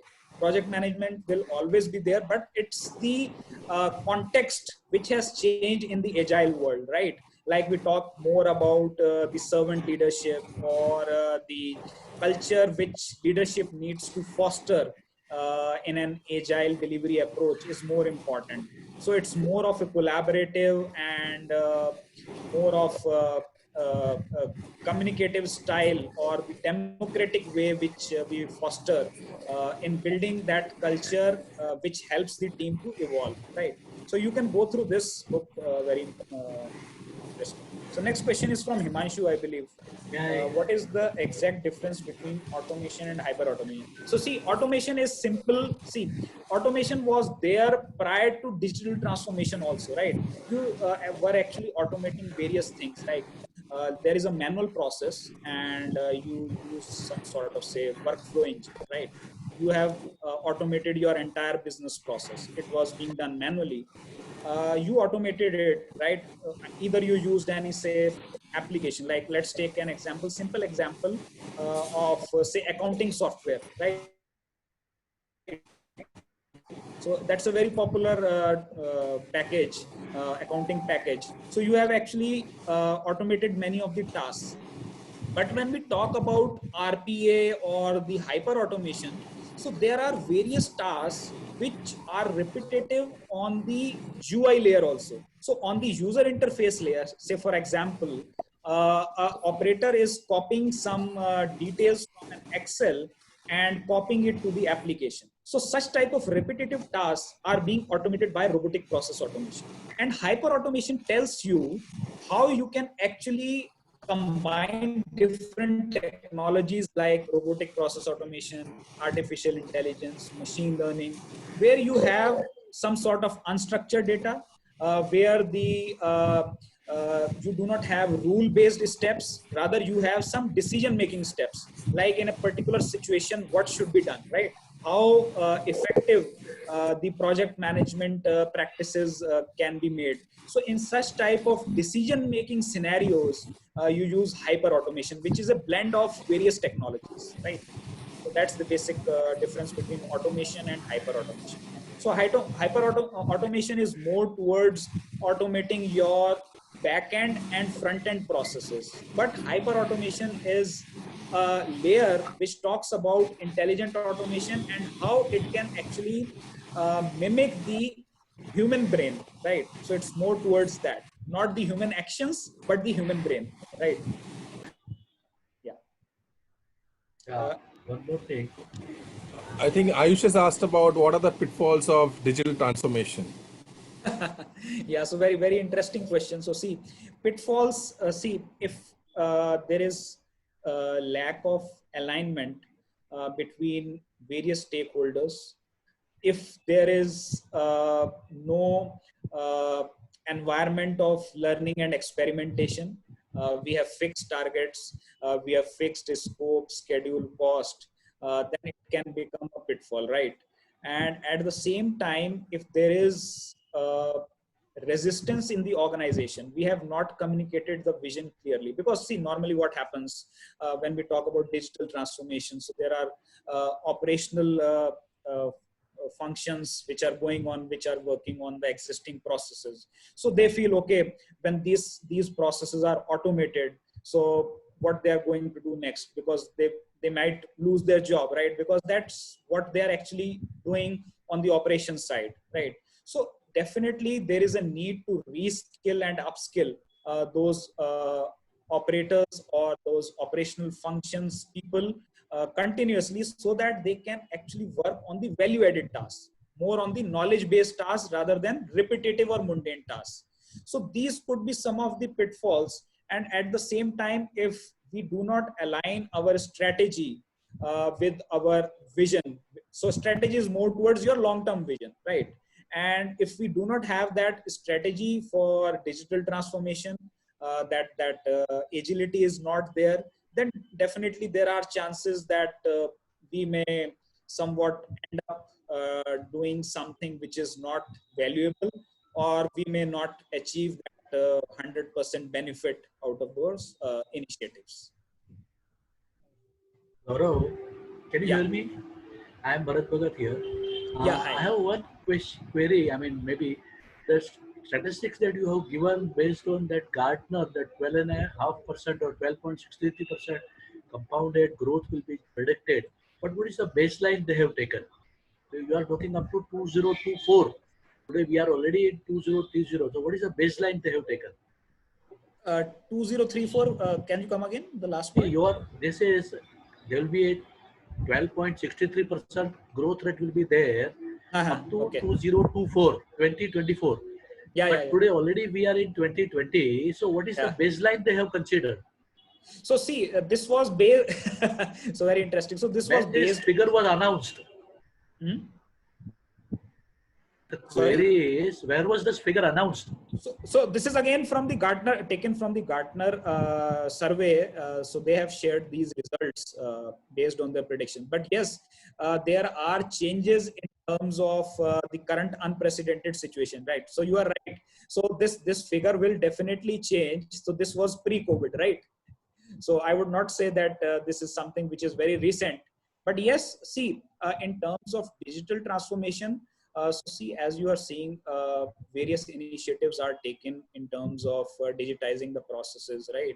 Earlier processes were manual and people were working on the floor, right? For these particular operations. But now when you do not have that flexibility, you do not have the other options. So this digital transformation is becoming more prominent and more required in terms of continuing your businesses. Yeah, I agree. I'm not challenging their figure because they have given some assumption of this dump also, that the dip will be going to happen in 20 or 21. And unfortunately, the dip has happened in 20 only. But say they have considered the cyclic movement. So I hope the figure will come down to a more or less 99% or say 95% confidence limit will come to through. And there is going to be a now magic change in 21 and 22. That's I'm expecting because of this new lessons learned in this COVID environment now. Yes. Yeah. Definitely, you are right. You are right. So see, that's why the focus is more on the adaptability and not on the predictability. See, perfect. Yes, correct. Definitely, you are right. I agree with you. So definitely, this figure will be revised. But I think Gartner needs to see how they can actually collect the data in the current situation with some empirical type of evidence, right? Rather than based on the past predictions, right? So predictions can go wrong, right? So you are right. I agree with you. So no, predictions are always predictions, and statistics are statistics. We always say absolutely. When we say plan is wrong, it is statement itself is wrong. Plans are plans, and actuals are actuals. Yes. That's why we go for configuration management change and change management process also. The plans are always revised. Yes. That's okay. Thank you very much. Yeah. Good. Yes. So very, very relevant point pointed out by you. So see, predictions are required, but see, during unprecedented times, if we are not able to adapt, predictions are not going to help. And that's one of the, I think, pitfall which somebody asked just a few minutes back. So if we have that predictability mindset all the time, standardization all the time, so we are not going to achieve that business agility, right? So see, it's not a linear process, it's a non-linear process. And we have one non-linear thinker, Priya, on this call. So she share her Right. views. Correct. She's also smiling. Yes. That's okay. Yeah. Thank you. Yeah, my pleasure. I think we have time for two more questions. So one, I think one is a question from Priya itself. Is there some recommended ways to manage resistance to change in digital transformation? Yes.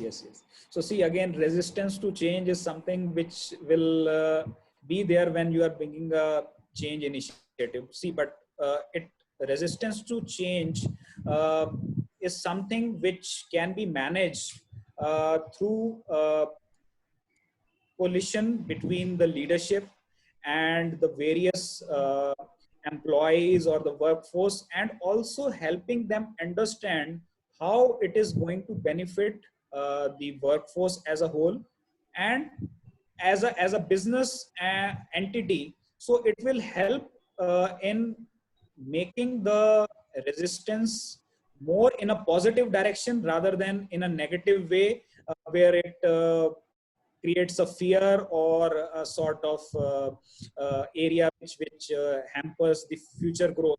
So see, normally what happens is people are not actually basically have fear for change, but they have a fear of getting changed.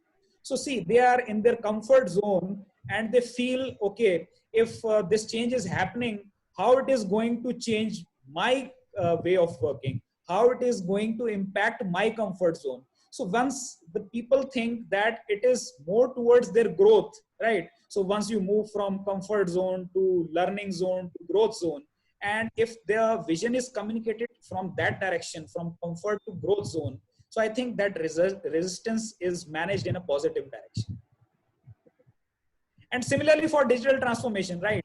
So see, digital transformation in my organization also, so we deal with operations people, and there is a lot of resistance when it goes to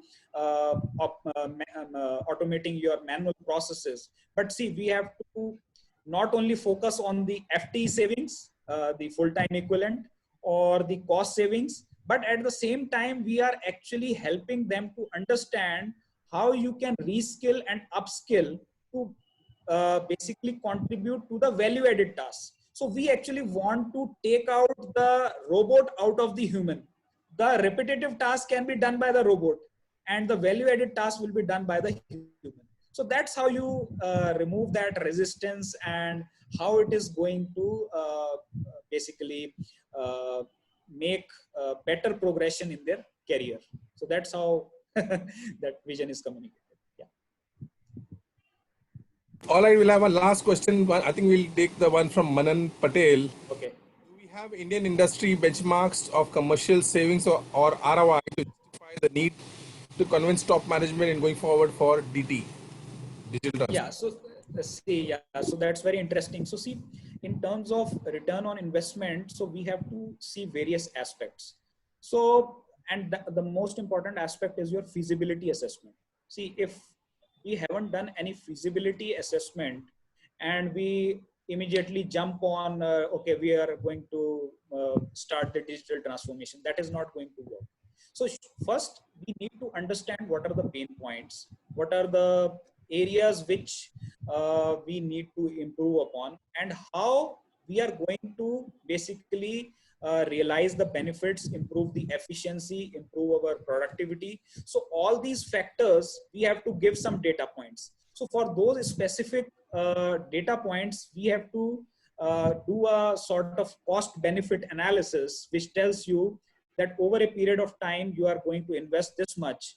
And this is the benefit you are going to recover from this digital transformation initiative, which will help the leadership and your customers or various stakeholders to go for this initiative. So it is not something you saw something manual, you saw something, okay, this is the area we want to automate.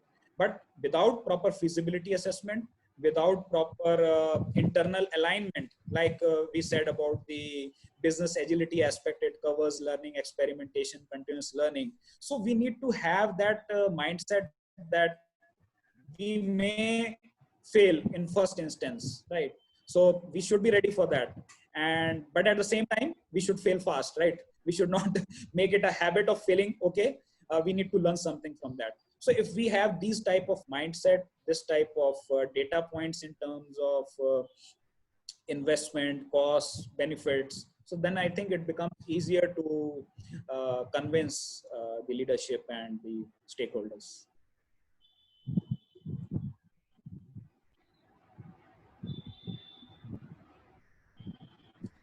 Any other question?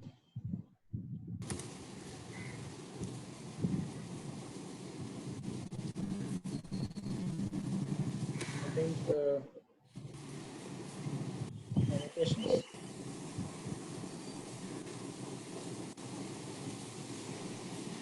Okay, I think everybody's given their thank yous, and I think they're pretty satisfied with today's session.